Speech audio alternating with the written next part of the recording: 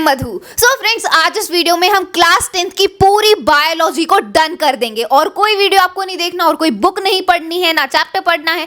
बस ये एक वीडियो देखने के बाद आपकी क्लास 10th की बायोलॉजी के सारे चैप्टर्स 100% डन हो जाएंगे। हमने हर एक चैप्टर की क्विक रिवीजन करवाई है, टाइम स्टैम्प्स भी गिवन है नोट्स के साथ में।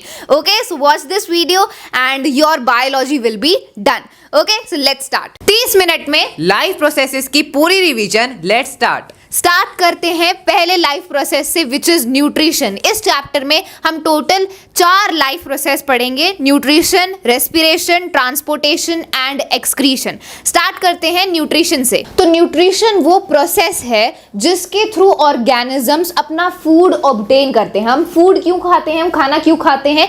एनर्जी प्रोड्यूस करने के लिए। ठीक है, हमें एनर्जी चाहिए सारे बॉडीली फंक्शंस को परफॉर्म करने के लिए। जो भी हम काम कर रहे हैं, हम चलते हैं, बोलते हैं, ये सारे जो फंक्शंस हैं या और दूसरे बॉडी में जो प्रोसेसेस चल रहे होते हैं, उन सभी को परफॉर्म करने के लिए एनर्जी की रिक्वायरमेंट होती है। एंड ये एनर्जी कैसे प्रोड्यूस होती है? फूड के थ्रू। ठीक है, तो फूड हम ऑब्टेन करते हैं, इसी प्रोसेस को न्यूट्रिशन बोला जाता है। ठीक है, अब देखो 2 टाइप के न्यूट्रिशन होते हैं: autotrophic nutrition, heterotrophic nutrition. Autotrophic nutrition जो करते हैं वो ऑटोट्रॉफ्स बोले जाते हैं। ऑटोट्रॉफ्स अपने फूड को खुद बना सकते हैं। ठीक है, तो वो हो गया, वो न्यूट्रिशन कौन सा है? ऑटोट्रॉफिक न्यूट्रिशन है। एंड जो ऑटोट्रॉफ्स हैं वो अपने खाने को खुद बना सकते हैं, अपनी फूड खुद बना सकते हैं with the process of photosynthesis. जैसे कि ग्रीन प्लांट्स, जो ग्रीन प्लांट्स होते हैं वो अपना फूड खुद बनाते हैं फोटोसिंथेसिस की हेल्प से। एंड हेटेरोट्रॉफिक न्यूट्रिशन क्या है? हेटेरोट्रॉफिक न्यूट्रिशन जो करते हैं वो हेटेरोट्रॉफ्स होते हैं एंड ये अपना खाना खुद नहीं बना सकते, they can not make their own food. अब हेटेरोट्रॉफिक न्यूट्रिशन भी 3 टाइप के होते हैं: parasitic nutrition, saprotrophic nutrition and holozoic nutrition. देखो, पैरासिटिक न्यूट्रिशन में क्या होता है, जो ऑर्गेनिज्म है वो अपना फूड किसी दूसरे ऑर्गेनिज्म से ऑब्टेन करता है बिना उसको मारे। ठीक है, बिना उसको किल किए वो उस दूसरे ऑर्गेनिज्म से अपना खाना ऑब्टेन कर लेता है। ठीक है, जैसे कि मॉस्किटो, जो मच्छर होते हैं वो हमारी बॉडी पर आकर हमारा खून चूसते हैं, लेकिन हम उससे मरते तो है नहीं और वो अपना फूड भी ऑब्टेन कर लेते हैं। तो मॉस्किटो, लीचेस,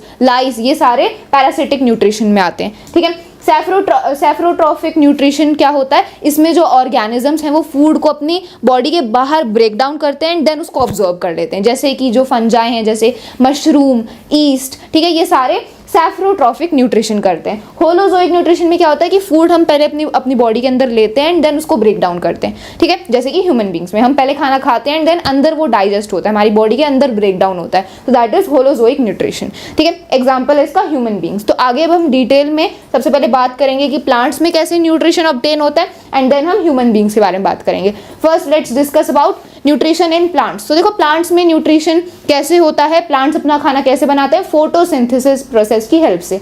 ठीक है, देखो, plants make their own food using sunlight, carbon dioxide from air, water from soil and chlorophyll. Plants अपना खाना खुद बनाते हैं फोटोसिंथेसिस प्रोसेस की हेल्प से। एंड वो किन किन चीज़ों का यूज़ करते हैं? एयर में जो कार्बन डाइऑक्साइड प्रेजेंट है उसका यूज़ करते हैं, सन से जो सनलाइट आ रही है उसका यूज़ करते हैं, एंड सॉइल से वाटर एंड क्लोरोफिल का यूज़ करते हुए वो अपना खाना खुद बनाते हैं। ठीक है, अब होता क्या है, देखो यहाँ पर आपको स्टेप्स पूरे अच्छे से पता होने चाहिए। जो क्लोरोफिल प्रेजेंट होती है, क्लोरोफिल ये ग्रीन पिगमेंट होती है जो क्लोरोप्लास्ट में प्रेजेंट होती है। एंड ये जो क्लोरोफिल है ये क्या करती है? ये लाइट एनर्जी को एब्जॉर्ब कर लेती है सनलाइट में, सन में से जो लाइट एनर्जी आ रही है उसको एब्जॉर्ब कर लेती है। एंड देन क्या होता है, फिर जो लाइट एनर्जी आई है सन से वो कन्वर्ट होती है केमिकल एनर्जी में, उसको कन्वर्ट किया जाता है केमिकल एनर्जी में। अब इस केमिकल एनर्जी को कहाँ पर यूज किया जाता है? इस केमिकल एनर्जी को यूज किया जाता है वाटर मॉलिक्यूल्स को ब्रेक डाउन करने के लिए, हाइड्रोजन एंड ऑक्सीजन में। वाटर मॉलिक्यूल का फॉर्मूला होता है H2O, तो इसको इस केमिकल एनर्जी का यूज किया जाता है वाटर मॉलिक्यूल को ब्रेक डाउन करने के लिए। हाइड्रोजन गैस अलग हो जाती है, ऑक्सीजन गैस अलग हो जाती है। ठीक है, फिर क्या किया जाता है? Reduction of CO2 to carbohydrate. जो कार्बन डाइऑक्साइड गैस है उसको रिड्यूस किया जाता है, मतलब इसमें हाइड्रोजन का एडिशन होता है। जो हाइड्रोजन अभी वाटर मॉलिक्यूल्स को स्प्लिट करके बनी है उस हाइड्रोजन को कार्बन डाइऑक्साइड में ऐड कर देते हैं एंड कार्बोहाइड्रेट्स बनता है। एंड ये रिडक्शन हो रहा है कार्बन डाइऑक्साइड का बिकॉज हाइड्रोजन हम ऐड कर रहे हैं एंड देन कार्बोहाइड्रेट्स बनता है which is the food of the plant. And जो ऑक्सीजन है वो प्लांट रिलीज कर देता है एज अ वेस्ट प्रोडक्ट। ठीक है, अब ये तो पूरा प्रोसेस होता है फोटोसिंथेसिस का, ऐसे अपना जो प्लांट है वो अपना खाना खुद बनाते हैं। अब प्लांट्स के थ्रू गैसेस का एक्सचेंज कैसे होता है? कैसे जो प्लांट्स हैं वो कार्बन डाइऑक्साइड लेते हैं, ऑक्सीजन छोड़ते हैं। ठीक है, हम जानते हैं कि जो प्लांट्स हैं वो एक्सेस ऑफ वाटर को भी लूज करते हैं। तो ये कैसे होता है? ये exchange of gases, loss of water, ये कैसे होता है प्लांट्स में? तो ये होता है स्टोमेटा के थ्रू। स्टोमेटा टाइनी पोर्स होते हैं जिनके थ्रू, ये टाइनी ओपनिंग्स होती हैं जिनके थ्रू एक्सचेंज होता है। ठीक है, अब देखो opening and closing of stomata, कभी जो स्टोमाटा है वो कभी ओपन होते हैं कभी क्लोज होते हैं। ये किस पर डिपेंड करता है? ये डिपेंड करता है गार्ड सेल्स पर। स्टोमाटा के चारों स्टोमाटा की दोनों तरफ ये किडनी शेप्ड बीन्स होते हैं, गार्ड सेल्स होते हैं, एंड यही रिस्पॉन्सिबल होते हैं स्टोमाटा की ओपनिंग एंड क्लोजिंग के लिए। अगर गार्ड सेल्स में पानी भर जाएगा तो ये फूल जाते हैं एंड जो स्टोमेटल पोर है वो खुल जाता है, एंड अगर इनमें से पानी निकल जाएगा ये श्रिंक हो जाएंगे, पिचक जाएंगे, एंड जो स्टोमेटल पोर है वो भी बंद हो जाएगा। ठीक है, तो गार्ड सेल्स पर डिपेंड करता है that when the stomatal pore will be open और क्लोज्ड। ठीक है, तो हमने प्लांट्स में न्यूट्रिशन की बात करी।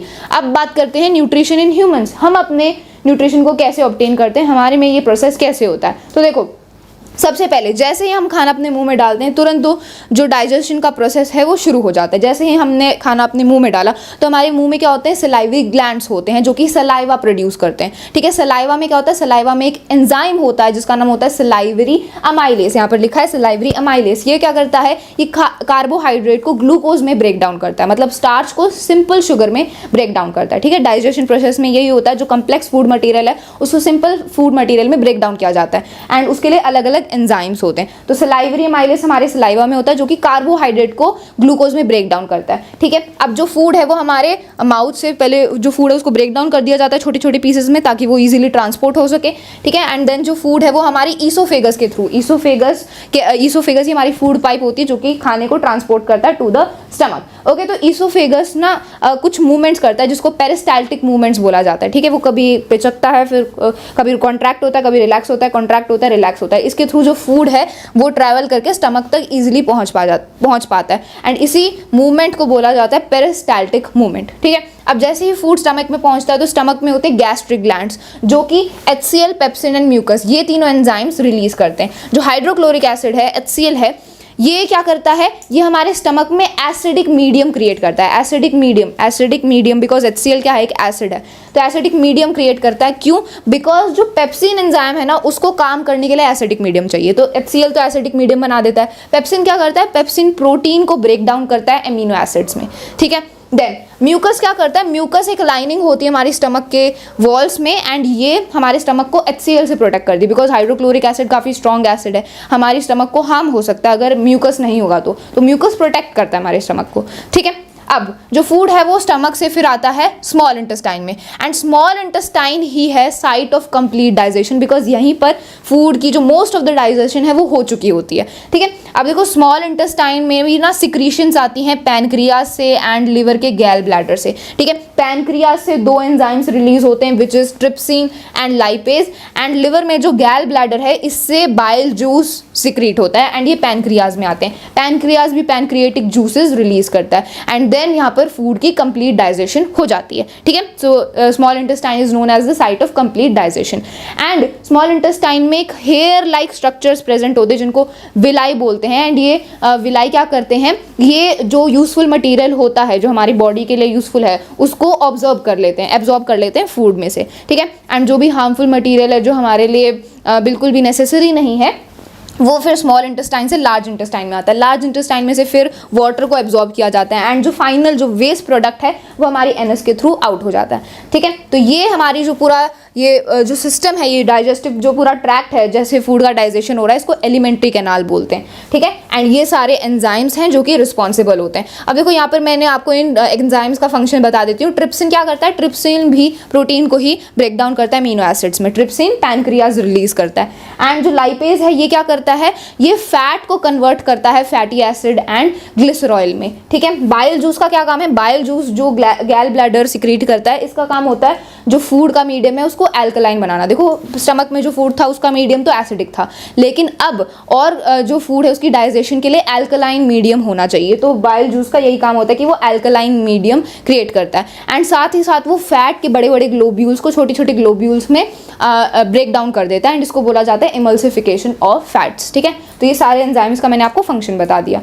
अब हमने न्यूट्रिशन के बारे में पूरा अच्छे से डिस्कस कर लिया है। अब हम बात करेंगे दूसरे लाइफ प्रोसेस के बारे में which is respiration. So friends, अब डिस्कस करते हैं रेस्पिरेशन के बारे में। तो रेस्पिरेशन क्या होता है? Respiration is simply the process of releasing of energy from the food, यानी कि जो खाना हम खाते हैं उसमें से एनर्जी रिलीज करने का ये जो प्रोसेस है इसी को हम रेस्पिरेशन कहते हैं। अब यहाँ पे जो ये प्रोसेस है of releasing of energy from the food, food यानी कि यहाँ पे ग्लूकोज की बात हो रही है। हमारे फूड में देखो कार्बोहाइड्रेट्स, फैट्स, प्रोटीन ये सब प्रेजेंट होता है, इन्हीं का ब्रेकडाउन करके ग्लूकोज फॉर्म होता है जो कि एक 6 कार्बन मॉलिक्यूल होता है। अब इस ग्लूकोज का ब्रेकडाउन से एनर्जी रिलीज होती है। ये जो एनर्जी रिलीज होती है ये ऑक्सीजन के प्रेजेंस में भी हो सकती है, ऑक्सीजन के एब्सेंस में भी हो सकती है। देखो हम ऑक्सीजन को इनहेल करते हैं तो इस ऑक्सीजन का यूज होता है इस रेस्पिरेशन के प्रोसेस में। तो जब ऑक्सीजन का यूज होता है तो that is known as aerobic respiration. So aerobic respiration क्या होती है? Breakdown of pyruvate. पाइरुवेट क्या होता है? This is a 3 carbon molecule. Glucose क्या होता है? 6 कार्बन मॉलिक्यूल होता है, C6H12O6, ये 6 कार्बन मॉलिक्यूल है। वहीं पे पाइरुवेट एक 3 कार्बन मॉलिक्यूल है। तो अब यहाँ पे आपको जो पाइरुवेट है जब उसका ब्रेकडाउन ऑक्सीजन के प्रेजेंस में होता है, पाइरुवेट से आप समझ सकते हो ग्लूकोज की ये एक फॉर्म है, ठीक है। तो ग्लूकोज का ब्रेकडाउन जब यहाँ पे ऑक्सीजन के प्रेजेंस में होता है दैट इज एरोबिक रेस्पिरेशन। इसमें क्या है? इसके एंड प्रोडक्ट्स क्या होते हैं? Release energy, energy obviously release होती है इसमें, along with CO2 carbon dioxide gas जो कि हम एक्सेल करते हैं, एंड वाटर इसमें फॉर्म होता है, ठीक है। और इस जो एनर्जी है इसकी एनर्जी की करेंसी क्या है? Adenosine triphosphate which is ATP molecules की फॉर्म में ये एनर्जी फॉर्म होती है। And in the cell it occurs in the mitochondria of many plants and animals included humans. तो ऑब्वियसली रेस्पिरेशन क्या है? एक इंटरसेलुलर प्रोसेस है, यानी कि ये सेल के अंदर होता है माइटोकॉन्ड्रिया में। क्लियर हुआ? अब बात करते हैं एनाएरोबिक रेस्पिरेशन की। एनाएरोबिक रेस्पिरेशन क्या होता है? जब इस ग्लूकोज का ब्रेकडाउन होता है, जब इस पाइरुवेट का ब्रेकडाउन एब्सेंस ऑफ ऑक्सीजन में होता है, breakdown of pyruvate occurs in the absence of oxygen. इसके एंड प्रोडक्ट्स क्या होते हैं? देखो इसमें आपको 2 रिएक्शन याद करने हैं। सबसे पहला यीस्ट वाला, उसके एंड प्रोडक्ट्स होते हैं release less amount of energy along with CO2 and ethanol, यानी कि यीस्ट जो कि एक ऑर्गेनिज्म है उसमें जो ये एनाएरोबिक रेस्पिरेशन होता है उसमें एनर्जी तो रिलीज होती है लेकिन वो लेस अमाउंट में होती है as compare to aerobic respiration. और क्या एंड प्रोडक्ट होते हैं इसके? एनर्जी हो गया और आपका CO2 गैस रिलीज होती है और इसमें इथेनॉल भी फॉर्म होता है। इथेनॉल यानी कि अल्कोहल की यहाँ पे बात हो रही है और ये इथेनॉल फॉर्म होता है, यीस्ट की यहाँ पे बात कर रहे हैं। अब हम यहाँ पे जो एनाएरोबिक रेस्पिरेशन ह्यूमन बींग्स में होता है, अब आप कहोगे ह्यूमन बींग्स में तो एरोबिक रेस्पिरेशन होता है, ऑक्सीजन की प्रेजेंस में होता है। नहीं, ऐसा नहीं है। एनाएरोबिक रेस्पिरेशन भी होता है हमारे मसल सेल्स में। मसल सेल्स में एनाएरोबिक रेस्पिरेशन कब होता है? जब आप बहुत इंटेंस वर्कआउट करते हो, इंटेंस एक्सरसाइज करते हो तो वहां पे ऑक्सीजन की रिक्वायरमेंट ज्यादा होती है, हम जल्दी जल्दी सांस लेते हैं लेकिन उतना ऑक्सीजन फुलफिल डिमांड नहीं हो पाती जिस वजह से ऑक्सीजन की कमी हो जाती है, यानी कि एनाएरोबिक रेस्पिरेशन होता है मसल सेल्स में। अब इसके एंड प्रोडक्ट्स क्या होते हैं? 2 एंड प्रोडक्ट होते हैं, lactic acid and obviously energy भी यहाँ पे फॉर्म होती है। एंड दिस कॉज क्रैम्प्स, यानी कि जो मसल्स में आपको पेन होता है, इंटेंस पेन होता है, and this is because of the anaerobic respiration in the muscle cells. तो यहाँ पे आपने टोटल 3 केमिकल रिएक्शन डिस्कस करे, आप यहाँ पे पिक्चर में भी देख सकते हो। अब नेक्स्ट है plant have low energy needs. अब ऐसा नहीं है कि सिर्फ ह्यूमन बींग्स में ही एनर्जी की नीड होती है, जो ग्लूकोज का ब्रेकडाउन होता है प्लांट्स में भी सेम प्रोसेस होता है but it is low, the need is low as compare to the human beings. आगे बढ़े, अब डिस्कस करते हैं रेस्पिरेशन इन ह्यूमंस। तो हमने रेस्पिरेशन जान लिया, एरोबिक क्या होता है, एनाएरोबिक रेस्पिरेशन क्या होता है। अब हम यहाँ पे कुछ रेस्पिरेटरी मैकेनिज्म यानी कि जो ब्रीथिंग होती है रेस्पिरेशन में, ब्रीथिंग क्या है? रेस्पिरेशन का ही एक पार्ट है। हम इनहेल करते हैं ऑक्सीजन, एक्सहेल करते हैं carbon dioxide gas, this is a part of respiratory mechanism. तो इनहेलेशन क्या होता है? इसको याद करने की जरूरत नहीं है, आप खुद सोचो ना। मैं अभी इनहेल करता हूँ, देखो मैंने इनहेल किया, ऑक्सीजन मेरे अंदर गई, O2 मैंने इनहेल किया तो मेरा जो यहाँ पे चेस्ट है हो गया फूल गई। तो यहाँ पे यही लिखा है when we breathe in our ribs move forward. आप जैसे ब्रीथ करोगे तो आपका जो रिब्स है वो आगे मूव फॉरवर्ड होंगी and flatten our diaphragm. Diaphragm क्या होता है? ये डोम शेप मसल होती है और ये फ्लैट हो जाती है, वैसे इसकी शेप कर्व होती है, डोम शेप होती है, लेकिन जब आप इनहेल करते हो तो ये डोम से फ्लैट हो जाती है। क्लियर हुआ? एक अगला है एक्सेलेशन। एक्सेलेशन क्या होता है? जब हम एक्सेल करते हैं कार्बन डाइऑक्साइड गैस, ठीक है, और आपने इनहेल करा, वो ऑक्सीजन ग्लूकोज के साथ मिलके रेस्पिरेशन हुआ, एनर्जी फॉर्म हुआ, H2 यानी कि वाटर फॉर्म हुआ और एनर्जी रिलीज होती है। तो ये जो प्रोसेस है ये ऑक्सीजन इनहेल करने के बाद हो गया। उसके बाद एंड प्रोडक्ट जो आपका CO2 है वो आप एक्सेल करते हो एंड यहाँ पे एक्सेलेशन में when we breathe out the ribs move downward, आपने एक्सेल किया तो आपका जो रिब्स थे वो मूव डाउनवर्ड हुआ, वो पीछे गए, एंड आपको जो डायफ्राम था वो फ्लैट हुआ था इनहेलेशन के टाइम, अब वो डोम शेप में वापस अपनी नॉर्मल शेप में आ गया। जो आपका डायफ्राम है that moves up and chest cavity contracts. Clear हुआ? अब यहाँ पे डायग्राम में आप देख सकते हो, ये नेसल पैसेज आपने इनहेल करी ऑक्सीजन यहाँ से, ये माउथ कैविटी के थ्रू, एंड यहाँ पे लाइनेक्स है, फाइनेक्स है, ट्रैकिया के थ्रू ये कहाँ जाता है? ब्रोंकाई, एंड ब्रोंकाई के फिर और फर्दर डिवाइड होता है ब्रोंकियोल्स में, एंड ब्रोंकियोल्स यहाँ पे फर्दर डिवाइड होते हैं एल्वियली सैक। इसका ये जो डायग्राम है एल्यूविलर सैक का, ये आप देख सकते हो यहाँ पे, ये एल्यूविली में क्या होता है? यहाँ पे गैसेस का एक्सचेंज होता है, यानी कि ऑक्सीजन ब्लड में जाता है और जो डीऑक्सीजनेटेड ब्लड होता है उसमें से कार्बन डाइऑक्साइड गैस वापस इन एल्यूविले के थ्रू हम इसे एक्सेल कर देते हैं। क्लियर हुआ? अब आगे बढ़ते हैं to the next topic which is transportation in human beings. So अभी रजत ने आपको रेस्पिरेशन के बारे में पूरा अच्छे से समझा दिया। अब हम अगले लाइफ प्रोसेस के बारे में बात कर रहे हैं विच इज ट्रांसपोर्टेशन। सबसे पहले हम बात करेंगे ह्यूमन बीइंग्स में ट्रांसपोर्टेशन कैसे होता है, फिर हम प्लांट्स की बात करेंगे। देखो हमारी बॉडी में जो भी फूड है, ऑक्सीजन है और दूसरे जो यूजफुल सब्सटेंसेस हैं उनको पूरी बॉडी में पहुंचाना होता है, पूरी बॉडी में वो ट्रांसपोर्ट होने चाहिए, एंड ये सर्कुलेटरी सिस्टम के थ्रू होता है। ठीक है, तो अब देखो हम सबसे पहले ह्यूमन बींग्स में बात करते हैं। तो हमारे अंदर 3 ब्लड वेसल्स होती हैं। ब्लड वेसल्स होती हैं, ये 3 टाइप की होती हैं, आर्टरीज, वीन्स एंड कैपिलरीज। इनके थ्रू ही जो भी यूजफुल सब्सटेंसेस हैं, ऑक्सीजन है, ब्लड है, वो ट्रांसपोर्ट होता है, सर्कुलेट होता है हमारी पूरी बॉडी में। ठीक है, तो देखो सबसे पहले है आर्टरीज। आर्टरीज क्या करती हैं? ये वो ब्लड वेसल्स होती हैं जो कि हार्ट से ब्लड को और दूसरे वेरियस ऑर्गन्स तक लेकर जाती हैं। ठीक है, इनका काम क्या होता है? ये हार्ट से वेरियस ऑर्गन्स तक ब्लड को लेकर जाते हैं, from heart to the various organs of the body. जबकि वीन्स का काम होता है कि ये ब्लड को कैरी करती हैं हार्ट तक from various organs of the body. मतलब हमारी बॉडी में जो अलग अलग ऑर्गन्स हैं उनसे ब्लड लेकर आती है हार्ट तक, ये वीन्स का काम होता है। ठीक है, तो अपोजिट फंक्शन है इनका।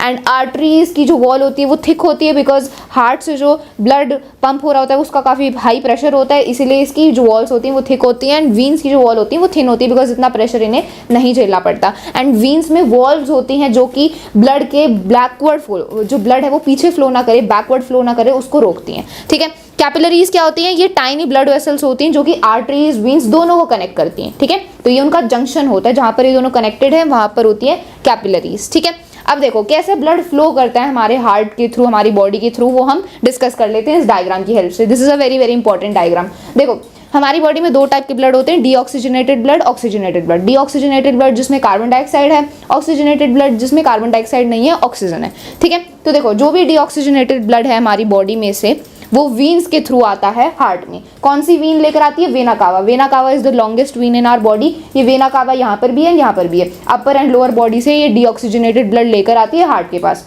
हमारे हार्ट में 4 चैम्बर होते हैं। ऊपर वाले चैम्बर्स को एट्रियम बोला जाता है, नीचे वाले चैम्बर्स को वेंट्रिकल बोला जाता है। ठीक है, अब राइट साइड जो दोनों चैम्बर्स हैं वो है right atrium, right ventricle, and left side जो दोनों चैम्बर्स हैं वो left atrium and left ventricle. तो ये 4 चैम्बर्स हो गए। तो वेना कावा डीऑक्सीजनेटेड ब्लड को लेकर आती है हमारी पूरी बॉडी में से। एंड सबसे पहले डीऑक्सीजनेटेड ब्लड कौन से चैम्बर में आता है? राइट एट्रियम में आता है। फिर राइट एट्रियम के थ्रू वो चला जाता है अगले चैम्बर में विच इज राइट वेंट्रिकल। ठीक है, राइट वेंट्रिकल के थ्रू अब जो हमारा डीऑक्सीजनेटेड ब्लड है वो पल्मोनरी आर्टरीज के थ्रू चला जाता है लंग्स के पास। ठीक है, अब देखो आर्टरीज का काम क्या होता है? हार्ट से वो दूसरे ऑर्गन्स तक ब्लड को लेकर जाती हैं। तो ये जो डीऑक्सीजनेटेड ब्लड है ये हार्ट के थ्रू लंग्स के पास जा रहा है। लंग्स के पास क्यों जा रहा है? बिकॉज लंग्स में होती हैं एल्वियोलीज जो कि ब्लड को प्योरीफाई करती हैं, डीऑक्सीजनेटेड ब्लड को ऑक्सीजनेटेड बनाती हैं। ये हम ऑलरेडी डिस्कस कर चुके हैं। ठीक है, तो वहीं पर जो ब्लड है वो ऑक्सीजनेटेड बनेगा, है ना। तो जो भी डीऑक्सीजनेटेड ब्लड है वो पल्मोनरी आर्टरीज के थ्रू लंग्स के पास जाता है। लंग्स में जो ब्लड है वो ऑक्सीजनेटेड हो जाता है एंड उसमें ऑक्सीजन आ जाती है। अब जो ऑक्सीजनेटेड ब्लड है वो दोबारा हार्ट में आता है। दोबारा हार्ट में कैसे आता है? पल्मोनरी वेन्स के थ्रू आता है। यहाँ से अब जो ऑक्सीजनेटेड ब्लड है वो दोबारा आएगा पल्मोनरी वेन्स में एंड लेफ्ट एट्रियम में आएगा, फिर लेफ्ट वेंट्रिकल में, एंड लेफ्ट वेंट्रिकल से ओर्टा। ओर्टा क्या है? ये द लॉन्गेस्ट आर्टरी है हमारी बॉडी की। ओर्टा फिर ऑक्सीजनेटेड ब्लड को पूरी बॉडी में ट्रांसपोर्ट कर देती है। ठीक है, तो आप देख सकते हो कि 2 बार ब्लड हार्ट के थ्रू गो थ्रू करता है। ठीक है, हार्ट में 2 बार जो ब्लड है वो जाता है और 1 बार आता है। देखो जो पहले जो डीऑक्सीजनेटेड ब्लड है वो पहले आया हार्ट के पास एंड देन लंग्स के पास चला गया। लंग्स से जो ऑक्सीजनेटेड ब्लड है वो दोबारा हार्ट के पास आया एंड देन पूरी बॉडी में चला गया। तो 2 बार हार्ट के थ्रू जो ब्लड है वो गो थ्रू करता है। तो ये 2 बार डबल साइकिल हो गई। तो इसी को बोला जाता है डबल सर्कुलेशन ऑफ ब्लड। ठीक है, बिकॉज 2 बार जो ब्लड है वो हमारे हार्ट के थ्रू जा रहा है, ठीक है। एक बार डीऑक्सीजनेटेड ब्लड, फिर एक बार ही ऑक्सीजनेटेड ब्लड, तो this is known as double circulation, ठीक है। तो ये हमने पूरा हार्ट के बारे में डिस्कस कर लिया। ये डायग्राम आपको अच्छे से पता होना चाहिए। ये सेप्टम क्या है, ये वॉल होती है जो कि चैम्बर्स को सेपरेट करती है एंड ब्लड की मिक्सिंग नहीं होती है, ठीक है। अब हम बात करते हैं और दूसरे कंपोनेंट्स के बारे में जो कि हमारे ट्रांसपोर्ट सिस्टम में है, उनको भी ट्रांसपोर्ट किया जाता है इन ब्लड वेसल्स के थ्रू। तो ब्लड प्लेटलेट्स क्या होती हैं, ये हमारे ब्लड क्लोटिंग में हेल्प करती हैं इंजरी के टाइम पर। जब भी हमें कोई चोट लग जाती है, कोई कट लग जाता है, तो आप देखते हो कि थोड़े टाइम तक खून निकलता है, लेकिन फिर कुछ टाइम बाद जो खून निकलना है वो बंद हो जाता है। तो वो क्यों होता है, बिकॉज जो ब्लड प्लेटलेट्स हैं वो आकर बैरियर बना देती हैं। इससे क्या होता है, ब्लड क्लॉट हो जाता है एंड और जो ब्लड है वो हमारी बॉडी से लीक नहीं करता, ठीक है। सो this is the function of blood platelets. Plasma क्या है, प्लाज्मा भी हमारे ब्लड में ही होता है एंड ये येलो कलर का फ्लूइड होता है जिसमें 90% वाटर होता है एंड 10% ऑर्गेनिक सब्सटेंस होता है, ठीक है। लिम्फ क्या है, ये भी एक येलो फ्लूइड होता है जो कि ब्लड कैपिलरीज से एस्केप कर देता है, मतलब कैपिलरीज में से लीक करके ये जो येलोइश फ्लूइड है ये इंटरसेल्युलर स्पेसेस में आ जाता है, ठीक है। इसमें कम प्रोटीन्स होते हैं ब्लड के कंपैरिजन में एंड ये टिश्यूज से हार्ट तक फ्लो करता है, which helps in transportation and destroying germs. Transportation and germs को डिस्ट्रॉय करने में लिम्फ का बहुत इंपॉर्टेंट फंक्शन है। And lymph digested and absorb fat को कैरी करता है इंटेस्टाइन से एंड एक्सेस फ्लूइड को ड्रेन करता है एक्स्ट्रा सेल्युलर स्पेसेस एंड उसको दोबारा ब्लड में ले आता है, ठीक है। तो ये फंक्शन है लिम्फ का। These are very important terms, इनका भी आपको पता होना चाहिए। अब बात करते हैं ट्रांसपोर्टेशन इन प्लांट्स के बारे में। प्लांट्स में कैसे फूड, वाटर, मिनरल्स का ट्रांसपोर्टेशन होता है। तो देखो, प्लांट में दो मेन कंडक्टिंग पाथवेज होते हैं, जाइलम एंड फ्लोएम, ठीक है। जाइलम में वेसल्स एंड ट्रैकीड्स होते हैं जो कि वाटर एंड मिनरल्स को ट्रांसपोर्ट करते हैं इन द प्लांट, ठीक है। It transports water and minerals from roots to highest point of the plant. देखो, जो प्लांट्स होते हैं वो रूट से, अपनी रूट से सॉइल में से वाटर को एब्जॉर्ब करते हैं एंड देन पूरे प्लांट में ट्रांसपोर्ट कर देते हैं। तो जो वाटर एंड मिनरल्स हैं वो अपवर्ड डायरेक्शन में ट्रांसपोर्ट होते हैं प्लांट्स के, एंड ये कौन करता है, जाइलम, ठीक है। इट ओनली ट्रांसपोर्ट अपवर्ड्स, ऊपर वाली डायरेक्शन में ही सिर्फ ट्रांसपोर्ट होता है वाटर एंड मिनरल, बिकॉज ये सॉइल से एब्जॉर्ब होता है, okay. And it works on the principle of transpiration. ये जो जाइलम है ये ट्रांसपिरेशन के प्रिंसिपल पर काम करता है। ट्रांसपिरेशन का प्रिंसिपल क्या है, देखो, जब ट्रांसपिरेशन होती है ना, जब प्लांट एक्सेस ऑफ वाटर को लॉस करता है अपने लीव्स के थ्रू, स्टोमाटा के थ्रू, तो अब जो वाटर लॉस हो रहा है ट्रांसपिरेशन के थ्रू, तो क्या हो जाता है, ऊपर एक वैकेंसी क्रिएट हो जाती है, ठीक है, एक सक्शन क्रिएट हो जाता है, ठीक है। एंड इससे क्या होता है, इससे जो जाइलम है वो रूट से और पानी को कंडक्ट करता है, बिकॉज ट्रांसपिरेशन से वाटर का लॉस होता जा रहा है तो वैकेंसी बनती जा रही है, सक्शन क्रिएट हो रहा है। इससे जो रूट प्रेशर बनता है, जो रूट है वो और ज़्यादा पानी को कंडक्ट करता है, एब्जॉर्ब करता है सॉइल में से, एंड देन वो वाटर ट्रैवल करते करते आता है स्टोमाटा तक and then excess of water का लॉस होता रहता है। तो लॉस होता रहता है एंड रूट में से वाटर एब्जॉर्ब होता रहता है। तो ये इसको बोला जाता है ट्रांसपिरेशन पुल, ठीक है। एंड जाइलम इसी के प्रिंसिपल पर काम करता है, ठीक है। फ्लोएम क्या करता है, फ्लोएम फूड को ट्रांसपोर्ट करता है, पूरे प्लांट में, from leaves to other parts of the plant. Leaves में बनता है फूड, सो लीव से पूरे प्लांट में फूड को ट्रांसपोर्ट करने का काम है फ्लोएम का। फ्लोएम में जो sieve tubes and companion cells होते हैं उनकी हेल्प से ये फूड को ट्रांसपोर्ट करता है, ठीक है। एंड जो फूड का ट्रांसपोर्ट है वो अपवर्ड डाउनवर्ड दोनों डायरेक्शन में होता है, बिकॉज फूड तो हर एक पार्ट को चाहिए होता है, चाहे वो रूट हो चाहे वो टॉप हो, तो दोनों ही डायरेक्शन में फूड का ट्रांसपोर्ट होता है। एंड जो ट्रांसपोर्ट ऑफ फूड है लीव से अदर पार्ट्स ऑफ प्लांट तक, इसको बोला जाता है ट्रांसलोकेशन। इस प्रोसेस को ट्रांसलोकेशन बोला जाता है।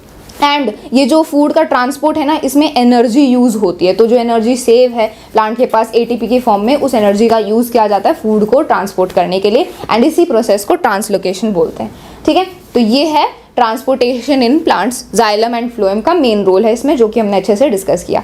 अब हम लास्ट लाइफ प्रोसेस के बारे में बात करेंगे, विच इज एक्सक्रीशन। सो फ्रेंड्स, अब हम excretion in human beings discuss करते हैं with the help of this diagram. तो इस डायग्राम में आप देख सकते हो कि सबसे पहले क्या है, सबसे पहले है वन पेयर ऑफ किडनी। यहाँ पे वन पेयर है किडनी का। फिर क्या है, हमें दिख रही है लेफ्ट रीनल आर्टरी, जो रेड रेड कलर का आपको दिख रहा है, this is the left renal artery, ठीक है। एंड यहाँ पे उसके नीचे हम देख सकते हैं दिस, ये जो ब्लू कलर का आपको दिख रहा है ये है आपका left renal vein. Red colour में आर्टरी हमेशा हार्ट से ब्लड को दूर लेके आती है और वीन हमेशा बॉडी पार्ट से हार्ट की तरफ ब्लड लेके जाता है, ठीक ठीक है, वीन का ये हो गया आपकी left renal vein, blue colour की, रेड कलर की आपकी लेफ्ट रीनल आर्टरी। ओके, वैसे ही राइट भी आप देख सकते हो। और फिर हम क्या देख सकते हैं, वन पेयर ऑफ यूरेटर है, ये आपका लेफ्ट यूरेटर, जो व्हाइट कलर का आप देख रहे हो, this is the left ureter and this is the right ureter. और ये यूरेटर कनेक्ट करते हैं यूरिनरी ब्लैडर को। यूरिनरी ब्लैडर में हमारा यूरिन स्टोर होता है और फिर यूरिनरी ब्लैडर से यूरेथ्रा के थ्रू हमारा जो यूरिन है, जो वेस्ट प्रोडक्ट है, वो एक्सक्रीट हो जाता है आउट ऑफ द बॉडी। अब ये डायग्राम आपको ध्यान रखना है, डायग्राम जरूर आएगा एग्जाम में, तो सारे जो डायग्राम्स है खासकर बायोलॉजी में उन्हें बनाकर देखना, प्रैक्टिस करना। आगे बढ़े, अब डिस्कस करते हैं हमारी जो फिल्ट्रेशन यूनिट्स हैं विच इज नेफ्रॉन, उनके बारे में। So now let's move on.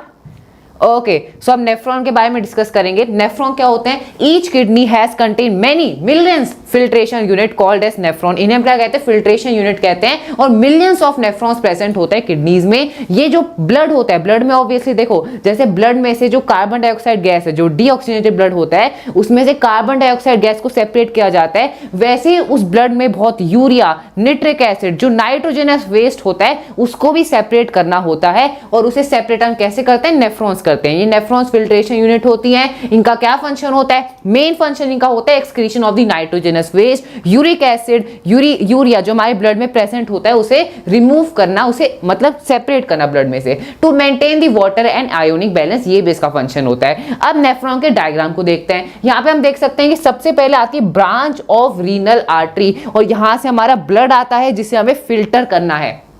ठीक है, तो यहां से आपका ब्लड आ गया जिसे हमें फिल्टर करना है। अब सबसे पहले आता है आपकी बोमेंस कैप्सूल। बोमेंस कैप्सूल ये कप लाइक होता है और इसके अंदर ग्लोमेरुलस होता है। और इसके अंदर क्या होता है? आपके ब्लड में से जो आप कह सकते हो वेस्ट प्रोडक्ट है, जो यूरिया है, यूरिक एसिड है, जो नाइट्रोजनस वेस्ट है, उसे सेपरेट किया जाता है। लेकिन अब इसका यहाँ पे ऐसा नहीं कि सारा जो वेस्ट है और जो प्योर ब्लड है उसे पूरा सेपरेट कर देता है, ऐसा नहीं होता। कुछ आपका ग्लूकोज हो गया, साल्ट्स हो गए, जो यूजफुल मटेरियल है, वो भी उस वेस्ट में आ जाता है। अब उसको हमें वापस सिलेक्टिवली रीएब्सॉर्ब करना पड़ेगा। और वो सिलेक्टिव रीएब्सॉर्प्शन कहां पे होता है? यहां पे होता है। देखो यहां से बोमेंस कैप्सूल में गया सबसे पहले, फिर यहां से रीनल आर्टरी के थ्रू आता है यहां पर। और ये जो व्हाइट कलर, ये जो कप शेप आपको दिख रहा है, यहां पे क्या होता है? यहां पे आपका वापस सिलेक्टिव रीएब्सॉर्प्शन होता है। ठीक है, सिलेक्टिव रीएब्सॉर्प्शन होता है, जो आपका आप कह सकते हो कि जो यूजफुल मटेरियल है उसे वापस सेपरेट कर दिया जाता है उसमें से जो वेस्ट है। फिर अब जो आपका फाइनल वेस्ट है यूरिन की फॉर्म में, वो यहां से जाता है कहां पे? कलेक्टिंग डक्ट में। देखो यहां व्हाइट से एरोस भी रिप्रेजेंट हो रही है एंड ये आपका कलेक्टिंग डक्ट है। ये कलेक्टिंग डक्ट किसको कनेक्ट करता है? यूरिनरी ब्लैडर को कनेक्ट करता है। ठीक है, यहां से सबसे पहले यूरेटर के through urinary bladder, then urethra, और फिर जो वेस्ट प्रोडक्ट है दैट इज एक्सक्रीटेड आउट। वापस एक बार डिस्कस करें। देखो ब्लड आया branch of the renal artery से, बोमेंस कैप्सूल में गया, यहां पे आपका वेस्ट सेपरेट हुआ, लेकिन कुछ जो यूजफुल मटेरियल है वो भी अभी ब्लड में डिसॉल्व है। अब उसको हमें वापस क्या करना है? रीएब्सॉर्ब करना है। और वो रीएब्सॉर्ब होता है, देखो यहां से व्हाइट जो आपके है ना, जो लूप है, हेनले लूप, यहां से होता हुआ नीचे जाता है और एक कप शेप में वापस यहाँ पे क्या होता है? सिलेक्टिव रीएब्सॉर्प्शन होता है, सेपरेशन होता है वेस्ट का। फिर वो वेस्ट यहाँ से होता हुआ कलेक्टिंग डक्ट के through ureter, then urinary bladder, then urethra के थ्रू एक्सक्रीट हो जाता है। क्लियर हुआ? अब आगे बढ़ते हैं और डिस्कस करते हैं last topic which is excretion in plants. तो plant use different strategies for excretion of different product, और बहुत इंपॉर्टेंट टॉपिक है। इस पे बेस्ड मेरा हाफ ईयरली में एमसीक्यू भी आया था, तो ध्यान से पढ़ना कि क्या क्या अलग अलग तरीके हैं जिसके थ्रू प्लांट अपने जो एक्सक्रीटरी प्रोडक्ट्स होता है उन्हें रिमूव करता है अपनी बॉडी में से। देखो सबसे पहले ऑक्सीजन है, carbon dioxide is diffuse through stomata. Stomata के थ्रू जो गैसेस होती हैं, ऑक्सीजन हो गया, कार्बन डाइऑक्साइड गैस होगी, इन्हें रिलीज किया जाता है, डिफ्यूज किया जाता है। अब बात करते हैं वाटर की। तो जो एक्सेस वाटर होता है, आप देखो जैसे मान लो 100% वाटर है, उसमें से 95-97% तो वेस्ट होता है, बस 5-6% जो रूट्स हैं, जो प्लांट है वो उसे यूज करता है। बाकी का जो वाटर है उसे रिलीज कर दिया जाता है through the process of transpiration. ठीक है, ट्रांसपीरेशन कैसे होता है? आपके एरियल पार्ट्स होते हैं, स्टेम हो गया, लीफ हो गया, उनके थ्रू इस एक्सेस वाटर को रिलीज कर दिया जाता है। ठीक है, नेक्स्ट है plant can even lose some of their old parts like old leaf, जो आप देखते हो पत्तियां झड़ती हैं, and the bark of the tree, उसे वो शेड कर देता है प्लांट। अब नेक्स्ट है other waste product like resins and gums specially in the old xylem cells which can be also lost by the plant. ये भी इंपॉर्टेंट है। नेक्स्ट है plant also secrete some waste substance into the soil around them. So जो आसपास में soil है उसमें भी कुछ वेस्ट प्रोडक्ट्स को प्लांट रिलीज कर देता है। तो ये हो गया छोटा सा topic of excretion of plants. हमने एक्सक्रीशन इन ह्यूमन बीइंग्स भी डिस्कस करा, और बाकी जितने भी लाइफ प्रोसेसेस थे उन्हें भी हमने क्विक रिवीजन उनकी कर ली। So hope you found this video helpful. Thank you so much. 20 minute में हेरिडिटी एंड एवोल्यूशन की पूरी रिवीजन। लेट्स स्टार्ट करते हैं with the first topic, heredity. So friends, heredity होता क्या है? ये होता है transmission of characters from parents to offspring. मतलब पेरेंट्स से उनके ऑफस्प्रिंग में कैरेक्टर्स का जो ट्रांसमिशन होगा, जो ट्रांसफर होगा, उसी को हेरिडिटी बोला जाता है। ठीक है, ऑफस्प्रिंग या प्रोजेनी, कुछ भी आप बोल सकते हो। ठीक है, तो ये हेरिडिटी होता है। अब देखो, accumulation of variation during reproduction. जब रिप्रोडक्शन होती है तो जो नया ऑफस्प्रिंग है, जो प्रोजेनी है, उसमें कुछ ना कुछ वेरिएशंस आते हैं। ठीक है, ज्यादा वेरिएशन हमें सेक्सुअल रिप्रोडक्शन में देखने को मिलते हैं as compare to the asexual reproduction. यहाँ पर लिखा भी हुआ है, reproduction give rise to offspring which can have variations. ठीक है, जैसे फॉर एग्जांपल हम अपने पेरेंट्स जैसे थोड़े थोड़े दिखते हैं, लेकिन पूरे एग्जैक्ट सिमिलर तो नहीं होते, थोड़े बहुत डिफरेंसेस होते हैं हमारे हेयर के टेक्सचर में, आई के कलर में, हाइट में, थोड़े बहुत डिफरेंसेस होते हैं। बिल्कुल सेम टू सेम अपने पेरेंट्स जैसे दिखाई नहीं देते, लेकिन हाँ, उनके जो कैरेक्टर्स हैं वो हमारे में होते हैं, लेकिन we are not exactly similar to them. तो ये वेरिएशंस हैं, एंड ये वेरिएशंस रिप्रोडक्शन के थ्रू आती हैं, ज्यादातर सेक्सुअल रिप्रोडक्शन में। ठीक है, so not so much in asexual reproduction. All the variation will accumulate slowly and pass on to generation and धीरे धीरे जो variations हैं ये accumulate होती हैं and generation to generation pass on होती रहती हैं। ठीक है, अब inherited traits and acquired traits क्या होते हैं? inherited traits वो होते हैं जो हम अपने पेरेंट्स से, जो वो traits जो हमें अपने पेरेंट्स से मिलते हैं, जैसे हमारी आई का कलर, हमारे हेयर का टेक्सचर क्या होगा, हमारी हाइट क्या होगी, आईज का शेप क्या होगा, तो ये सारा कुछ है इनहेरिटेड ट्रेट। ये सारे इनहेरिटेड ट्रेट्स हैं जो हमें अपने पेरेंट्स से मिलते हैं। एक्वायर्ड ट्रेट्स वो होते हैं जो हम अपनी लाइफ में सीखते हैं, वो क्वालिटीज, वो एबिलिटीज जो हमने अपनी लाइफ में खुद से सीखी हैं। जैसे अगर मैंने साइकिलिंग करना सीखा, स्विमिंग करना सीखा, तो this I have acquired on my own, ये मुझे मेरे पेरेंट्स से नहीं मिला है ना। तो ये डिफरेंस है दोनों ट्रेट्स में। ठीक है, the characteristics that are inherited from the parents are termed as inherited traits such as eye colour, skin colour in humans. ठीक है, if the parent has brown and black eyes, then the offspring may inherit a brown or black eye or a combination of both. ठीक है, ये होते हैं inherited traits. अब देखो, rule for inheritance of traits, Mendel's contribution. तो Gregor Mendel, ये एक इनको फादर ऑफ जेनेटिक्स बोला जाता था, एंड ये एक पायोनियर थे जिन्होंने साइंस एंड मैथमेटिक्स की नॉलेज का यूज किया लॉ ऑफ इनहेरिटेंस को फ्रेम करने के लिए। तो ग्रेगर मेंडल का ये मानना था, उन्होंने रूल ऑफ इनहेरिटेंस बताया था। उन्होंने बताया था कि जो rule of for inheritance of traits, मतलब जो ट्रेट्स इनहेरिट करते हैं हम, तो इसका रूल क्या है, ये रिलेटेड है इस फैक्ट से कि दोनों father and mother practically equally contribute करते हैं genetic material to the child. मतलब उनका जो ऑफस्प्रिंग है, उनका जो चाइल्ड होगा, उसको इक्वल जेनेटिक इंफॉर्मेशन मिलेगी, इक्वल जेनेटिक इंफॉर्मेशन मिलेगी दोनों पेरेंट्स से, मदर से भी, फादर से भी। तो वो प्रैक्टिकली दोनों इक्वल कंट्रीब्यूट करते हैं टू द चाइल्ड। ठीक है, so they both the father and mother contribute practically equal amounts of genetic material. This means that each trait can be influenced by both paternal and maternal DNA. मतलब offspring में जो भी trait होंगे, जो भी characters होंगे, वो paternal maternal दोनों के डीएनए से इन्फ्लुएंस होते हैं। ठीक है, बिकॉज दोनों ही parent equal genetic information, genetic material contribute करते हैं टू द ऑफस्प्रिंग। यही है हमारा rule for inheritance of traits, and ये ग्रेगर मेंडल ने इसके बारे में बताया था, उन्होंने इसमें कंट्रीब्यूट किया था। ठीक है, तो ग्रेगर मेंडल के बारे में यहाँ पे लिखा हुआ है, उनको फादर ऑफ जेनेटिक्स बोला जाता है, एंड ये पायोनियर थे जिन्होंने साइंस एंड मैथमेटिक्स के नॉलेज को यूज किया इन लॉज को फ्रेम करने के लिए। एंड उन्होंने ऐसा कैसे किया? ठीक है, उन्होंने भी तो पहले एक्सपेरिमेंट किए होंगे, जाना होगा कि ऐसे इनहेरिट होते हैं ट्रेट्स। तो उन्होंने ये कैसे किया? उन्होंने एक्सपेरिमेंट किया। किस पर एक्सपेरिमेंट किया? पी प्लांट्स पर। पी प्लांट्स का साइंटिफिक नेम है पाइसम सेटाइवम। उन्होंने पी प्लांट्स पर एक्सपेरिमेंट किए, जिससे उन्होंने ये लॉज ऑफ इनहेरिटेंस को फ्रेम किया। ठीक है, अब देखो पी प्लांट्स के बारे में बात कर लेते हैं। मेंडल ने पी प्लांट्स ही क्यों सिलेक्ट किए अपने एक्सपेरिमेंट के लिए? इसीलिए बिकॉज पी प्लांट्स को ग्रो करना ईजी होता है। ठीक है, उनकी जो लाइफ स्पैन है वो शॉर्ट होती है, मतलब हम काफ़ी जनरेशन्स को स्टडी कर सकते हैं कम टाइम में। ठीक है, अगर मान लो ह्यूमंस को स्टडी करते हैं, ह्यूमंस की देखो लाइफ स्पैन बड़ी होती है, एंड वो सारी जो जनरेशन्स हैं, कई जनरेशन्स को वो स्टडी नहीं कर पाएंगे, जबकि पी प्लांट का जो लाइफ स्पैन है वो काफ़ी शॉर्ट होता है। So it is possible to study many generations. It has 7 pairs of contrasting characters. Pea plant में हमें कॉन्ट्रास्टिंग कैरेक्टर्स देखने को मिलते हैं। ठीक है, जैसे मान लो सीड का कलर है, तो सीड का कलर येलो होता है, ग्रीन होता है, तो ये कॉन्ट्रास्टिंग कैरेक्टर्स हैं। एंड ऐसे 7 pairs of contrasting characters pea plant में होते हैं जो उन्होंने स्टडी किए। तो इन सब चीज़ों की वजह से ही मेंडल ने पी प्लांट को सिलेक्ट किया फॉर हिज एक्सपेरिमेंट। अब क्या है ये कॉन्ट्रास्टिंग कैरेक्टर्स पी प्लांट के, इनके बारे में भी देख लेते हैं। तो देखो, ये कैरेक्टर्स यहाँ पर बताएं, कॉन्ट्रास्टिंग कैरेक्टर्स हैं, ये डोमिनेंट कैरेक्टर्स हैं, ये रिसेसिव हैं। अब ये डोमिनेंट रिसेसिव क्या होता है ये आगे बात करते हैं, ठीक है। तो सीड शेप, सीड का जो शेप है उसमें भी हमें कॉन्ट्रास्टिंग कैरेक्टर देखने को मिलता है। मतलब सीड शेप कुछ पी प्लांट्स का राउंड होता है, राउंड शेप होता है, कुछ का रिंकल्ड होता है, उस पर रिंकल्स होती हैं, लाइन्स होती हैं। सीड का कलर येलो भी होता है, ग्रीन भी होता है, तो ये एक और कॉन्ट्रास्टिंग कैरेक्टर है। सीड के कोट का कलर कलर्ड होता है, वाइट भी होता है। पॉड शेप इन्फ्लेटेड या कंस्ट्रिक्टेड, पॉड कलर ग्रीन भी होता है, येलो भी होता है। एंड फ्लावर की पोजीशन एक्साइल, टर्मिनल, स्टेम की लेंथ लॉन्ग या शॉर्ट, तो ये सारे कॉन्ट्रास्टिंग कैरेक्टर्स हैं, ठीक है, ये पी प्लांट में होते हैं। अब देखो इनमें से कुछ कैरेक्टर्स डोमिनेंट थे, कुछ रिसेसिव थे। अब ये डोमिनेंट ट्रेट, रिसेसिव ट्रेट क्या होता है? डोमिनेंट ट्रेट या कैरेक्टर वो होते हैं जो अपने आप को एक्सप्रेस करते हैं एक जनरेशन में, जो अपने आप को एक्सप्रेस करते हैं, ठीक है। रिसेसिव वो होते हैं जो कि एक जनरेशन में प्रेजेंट तो होते हैं लेकिन एक्सप्रेस नहीं कर पाते डोमिनेंट ट्रेट के होने की वजह से। जैसे फॉर एग्जांपल दो पेरेंट्स हैं, अब उनका जो ऑफस्प्रिंग होगा, अगर मान लो एक पेरेंट की आईज का कलर ब्लैक है एंड दूसरे पेरेंट की आई का कलर ब्राउन है, तो जो ऑफस्प्रिंग है ज़्यादा चांसेस हैं कि उस ऑफस्प्रिंग के आई का कलर ब्लैक होगा, because black colour of eyes is a dominant trait, वो अपने आप को एक्सप्रेस कर पाता है। जबकि जो ब्राउन कलर है आईज का, वो है मदर की जो आईज का कलर है वो ब्राउन है, वो प्रेजेंट है ऑफस्प्रिंग में, लेकिन वो अपने आप को एक्सप्रेस नहीं कर पा रहा बिकॉज ब्लैक प्रेजेंट है, ब्लैक डोमिनेंट है, ठीक है। तो जो अपने आप को एक्सप्रेस कर पा रहा है जनरेशन में वो डोमिनेंट होता है, ठीक है। एंड रिसेसिव वो होता है जो अपने आप को एक्सप्रेस नहीं कर पाता, ठीक है।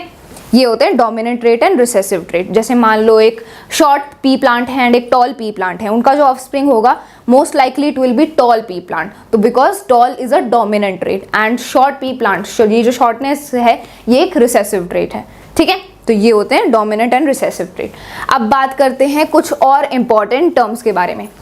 सो पहला इंपॉर्टेंट टर्म है जीन। जीन क्या होता है? Gene is the unit of heredity which transfer the character from parents to the offspring, यानी कि हेरिडिटी की सबसे बेसिक यूनिट होती है जीन, जिसमें सारी जेनेटिक इंफॉर्मेशन कोडेड होती है और उसी को वो जो इंफॉर्मेशन है उसी हिसाब से जो प्रोटीन्स हैं वो बनते हैं और प्रोटीन्स ही रिस्पॉन्सिबल होते हैं हमारी अपीयरेंस के लिए, टॉलनेस, शॉर्टनेस, आई का कलर, जो कुछ सभी ट्रेट्स के एक्सप्रेस करने के लिए वो प्रोटीन्स ही रिस्पॉन्सिबल होते हैं। वो प्रोटीन्स कैसे डेवलप होंगे वो डिपेंड करेगा जेनेटिक इंफॉर्मेशन पे। So gene is the unit of heredity. Next है एलील। एलील क्या होता है? सेम जीन के अलग अलग वेरिएंट, अलग अलग फॉर्म्स को ही हम एलील कहते हैं, different form of a given gene. यहाँ पे जीन आपका सेम है, जैसे कि जीन फॉर आई कलर, उसके अलग अलग एलील है, brown eye, blue eye, green eye, अलग अलग इसके एलील्स है। फॉर एग्जाम्पल टॉलनेस ले लो, so capital T is the allele responsible for tallness and small T responsible for the dwarfness, यानी कि जो शॉर्ट हाइट होती है। अब फिनोटाइप की बात करते हैं। Phenotype it refers to the observable physical appearance, जो हम अपनी आंखों से देख सकते हैं कि एक बंदा टॉल है, एक बंदा डॉफ है, दिस इज फिनोटाइप। जैसे कि tall plant, dwarf plant, round seeds, yellow seeds, wrinkle seed, या फिर आप कह सकते हो रिंकल सीड हो गया, राउंड सीड हो गया, डॉफ, टॉल प्लांट, ये सब क्या है? This is the phenotype. Genotype क्या होता है? It refers to the genetic code responsible for any given phenotype, यानी कि जैसे कि हम देखते हैं जो जेनेटिक है, अलग अलग फिनोटाइप्स के लिए जो जीन्स हैं उन्हीं के अलग अलग कॉम्बिनेशंस को, जैसे capital T small T, capital T small T, this is the genotype. इसके बारे में हम आगे जब मोनोहाइब्रिड डाइहाइब्रिड पढ़ेंगे उसमें और अच्छे से क्लियर होगा। अब बात करते हैं होमोजाइगस। होमोजाइगस क्या होता है? होमोजाइगस में ऐसी कंडीशन होती है जिसमें सेम टाइप के जीन प्रेजेंट होते हैं। जैसे कि एग्जांपल ले लो, कैपिटल टी, स्मॉल टी, तो यहाँ पे जो फिनोटाइप का जो आप देख रहे हो कॉम्बिनेशन है जो वो सेम हो गया, तो कैपिटल टी हो गया, स्मॉल टी होगा। अब यहाँ पे हेट्रोजाइगस क्या होता है? A condition in which both the genes are of different types, अलग अलग टाइप की, कैपिटल टी, स्मॉल टी इसका एक एग्जांपल है। आगे बढ़ते हैं और डिस्कस करते हैं मेंडल्स एक्सपेरिमेंट में सबसे पहला क्रॉस विच इज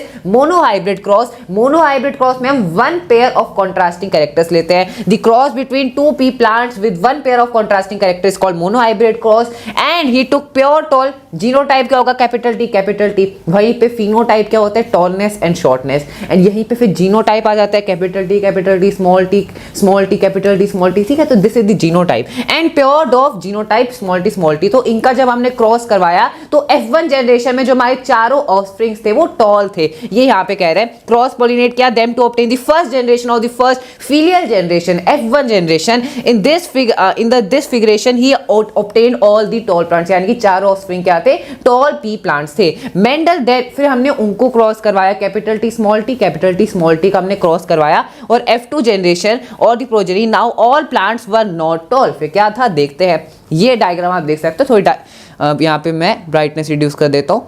ओके तो देखो यहाँ पे हमने अपनी F1 जनरेशन में देखा था कि जो चारों ऑफस्प्रिंग थे वो टॉल थे। देखो हमने कैपिटल टी स्मॉल टी का क्रॉस करवाया, क्रॉस पॉलिनेट किया, गैमेट्स थे हमारे कैपिटल टी स्मॉल टी, और यहाँ पे जो हमारी F1 जनरेशन थी उसमें चारों के चारों जो ऑफस्प्रिंग थे वो थे कैपिटल टी स्मॉल टी, और हम जानते हैं हमेशा डोमिनेंट ट्रेट ही अपने कैरेक्टर्स को शो करता है, तो इसलिए चारों ऑफस्प्रिंग क्या थे, टॉल पी प्लांट से। अब हमने इनको क्रॉस करवाया F2 जनरेशन में, हम देख रहे हैं कि एक तो आया हमारा कैपिटल टी यानी कि टॉल पी प्लांट, फिर कैपिटल टी स्मॉल टी हमारे दो आए, और जो हमारा फोर्थ ऑफस्प्रिंग था दैट वाज स्मॉल टी। तो यहाँ पे हम देख सकते हैं फिनोटाइपिक रेशियो होगा 3:1। फिनोटाइपिक रेशियो क्या होता है, टॉलनेस एंड शॉर्टनेस। तीन जो हमारे ऑफस्प्रिंग थे वो टॉल थे, और जो लास्ट का फोर्थ था स्मॉल टी इसमें हमारा जो पी प्लांट था दैट वाज शॉर्ट। तो फिनोटाइपिक रेशियो क्या होगा, 3:1 होगा, 3 tall and 1 short. Genotypic ratio क्या है, एक तो है कैपिटल टी, ये तो बस एक ही यहाँ पे दिख रहा है, कैपिटल टी स्मॉल टी दो हैं, तो 1:2:1, तो यहाँ पे 1:2:1 होगा,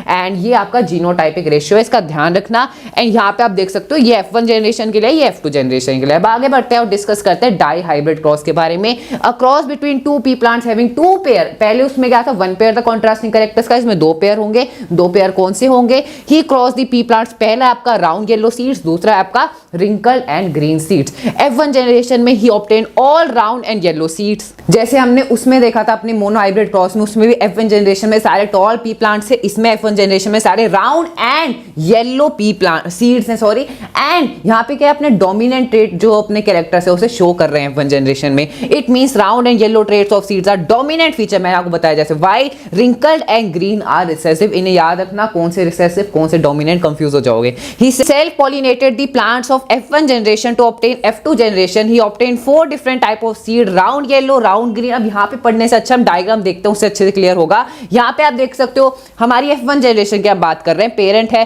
कैपिटल आर यानी कि round yellow and wrinkle green. इनको हमने क्रॉस करवाया, जेमेट्स हमारे 2 आए, और फिर हमारी F1 जनरेशन में पुनेट स्क्वायर आप देख सकते हो कि यहाँ पे एक तो आया आपका राउंड येलो।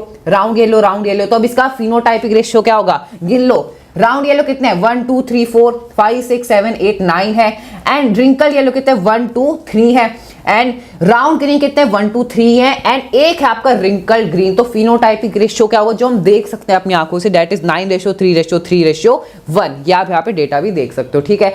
सो ये आपका हो गया फिनोटाइपिक रेशियो। जीनोटाइपिक रेशियो इसको आपको याद करने की जरूरत नहीं है। आगे बढ़े, अब डिस्कस करते हैं next topic, how do these trait get expressed. So इस टॉपिक में बेसिकली हम बात करेंगे कि ये जो ट्रेट्स हैं, ये जो कैरेक्टर्स हैं, ये कैसे एक्सप्रेस होते हैं। तो देखो जो सेल्यूलर डीएनए, हमारे सेल में जो डीएनए प्रेजेंट है वो इंफॉर्मेशन सोर्स है प्रोटीन बनाने के लिए। हमारे सेल में जो भी प्रोटीन बन रहा है उसी प्रोटीन की वजह से जो ट्रेट्स हैं, जो कैरेक्टर्स हैं वो होते हैं हमारी बॉडी में। तो प्रोटीन को बनाने के लिए जो डीएनए है that is the information source, ठीक है। अब डीएनए का वो सेक्शन जो कि एक प्रोटीन बनाने के लिए इंफॉर्मेशन प्रोवाइड करता है उसको क्या बोलते हैं, उसको जीन बोलते हैं उस प्रोटीन के लिए। डीएनए का वो सेक्शन जो कि प्रोटीन बनाने के लिए इंफॉर्मेशन प्रोवाइड कर रहा है उस सेक्शन ऑफ डीएनए को जीन बोला जाता है फॉर दैट प्रोटीन, ठीक है। अब जैसे प्लांट हाइट डिपेंड करती है on the amount of a particular plant hormone, मतलब एक पर्टिकुलर प्लांट हार्मोन कितना रिलीज हुआ है उस पर डिपेंड करती है प्लांट की हाइट। अगर वो हार्मोन, अगर प्लांट का जो हार्मोन है वो सही अमाउंट में रिलीज हुआ है, सही अमाउंट में प्रोड्यूस हुआ है, तो फिर तभी जो प्लांट है उसकी हाइट बढ़ेगी, ठीक है। तो ये डिपेंड करता है प्लांट हार्मोन पर। एंड जो प्लांट हार्मोन बन रहा है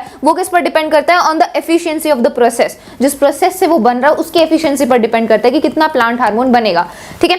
अब सेल्यूलर डीएनए जो इन्फॉर्मेशन सोर्स है वो क्या बनाता है, प्रोटीन बनाता है, synthesis of protein which is the enzyme. अगर ये एफिशिएंटली काम करता है तो फिर ज्यादा हार्मोन प्रोड्यूस होता है, एंड ज्यादा हार्मोन प्रोड्यूस हो रहा है तो फिर जो प्लांट की टॉलनेस है उस पर इफेक्ट पड़ेगा। अगर ज्यादा हार्मोन प्रोड्यूस हो रहा है तो प्लांट टॉल होगा, अगर हार्मोन ज्यादा प्रोड्यूस नहीं हो रहा तो प्लांट शॉर्ट होगा, ठीक है। इस देयरफॉर हम क्या कंक्लूड कर सकते हैं कि जो जीन्स होते हैं वही कंट्रोल करते हैं कैरेक्टरिस्टिक्स एंड ट्रेट्स को। जीन्स क्या है, वो डीएनए का सेक्शन जो कि इंफॉर्मेशन प्रोवाइड कर रहा है, तो यही जीन्स कंट्रोल करते हैं कैरेक्टरिस्टिक्स एंड ट्रेट्स को, ठीक है। ये हमने देख लिया। अब लास्ट टॉपिक के बारे में बात कर लेते हैं, सेक्स डिटर्मिनेशन। मतलब जो किसी भी एक पर्टिकुलर ऑर्गेनिज्म में, ऑफस्प्रिंग में जो सेक्स है, जो जेंडर है, वो कैसे डिटरमाइन होता है, ठीक है। तो देखो determination of gender of an offspring is known as sex determination. अब कौन से फैक्टर्स रिस्पॉन्सिबल हैं इसके लिए, सबसे पहले एनवायरमेंटल फैक्टर्स। देखो कुछ एनिमल्स में टेम्परेचर पर डिपेंड करता है कि वो जो एग्स हैं, जो फर्टिलाइज्ड एग्स हैं, उनका क्या जेंडर होगा। जैसे फॉर एग्जांपल टर्टल में, ठीक है। अब कुछ एनिमल्स में जेनेटिक फैक्टर डिपेंड करता है। जैसे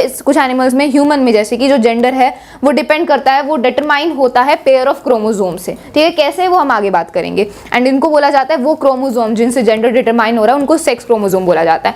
अब ह्यूमन बींग्स में टोटल 23 पेयर्स ऑफ क्रोमोसोम होते हैं, उनमें से जो 22 पेयर ऑफ क्रोमोसोम है उनको ऑटोसोम्स बोला जाता है। एंड जो लास्ट पेयर ऑफ क्रोमोसोम है ना, वही हमारे जेंडर को डिटरमाइन करते हैं, उन्हें बोला जाता है सेक्स क्रोमोसोम, ठीक है। अब देखो यहाँ से आप समझ सकते हो कि कैसे जो क्रोमोसोम्स हैं उनसे हमारा जेंडर डिटरमाइन होता है। तो देखो, मेल फीमेल, मेल में 2 क्रोमोसोम्स होते हैं, फीमेल में भी 2 क्रोमोसोम होते हैं। मेल में एक एक्स क्रोमोसोम होता है, एक वाई क्रोमोसोम होता है, फीमेल में दोनों के दोनों एक्स क्रोमोसोम होते हैं, ठीक है। अब जो इनका ऑफस्प्रिंग बनेगा, ठीक है, जो ऑफस्प्रिंग बनेगा तो दोनों मदर एंड फादर से एक एक क्रोमोसोम आएगा, ठीक है। अब देखो, मदर के पास तो दोनों ही एक्स क्रोमोसोम है, तो अगर कोई भी एक आ रहा है तो वो एक्स क्रोमोसोम ही होगा। अब फादर के पास एक एक्स है, एक वाई है, अगर फादर के पास से एक्स क्रोमोसोम आ रहा है, ठीक है, तो मदर के पास से भी एक्स ही आएगा, तो एक्स एक्स हो जाएगा। एंड तब जो ऑफस्प्रिंग होगा वो एक गर्ल चाइल्ड होगी। एंड अगर फादर के पास से वाई क्रोमोसोम आ रहा है तो एक वाई क्रोमोसोम फादर से हो जाएगा, एंड मदर से तो एक्स ही आएगा, तो एक्स वाई हो जाएगा। एंड तब जो ऑफस्प्रिंग बनेगा वो एक बॉय होगा, ठीक है। तो ये जो जेंडर है ऑफस्प्रिंग का, वो किससे डिटरमाइन होता है, वो डिपेंड करता है फादर के क्रोमोसोम पर। फादर से जो सा क्रोमोसोम आ रहा है उस पर डिपेंड करता है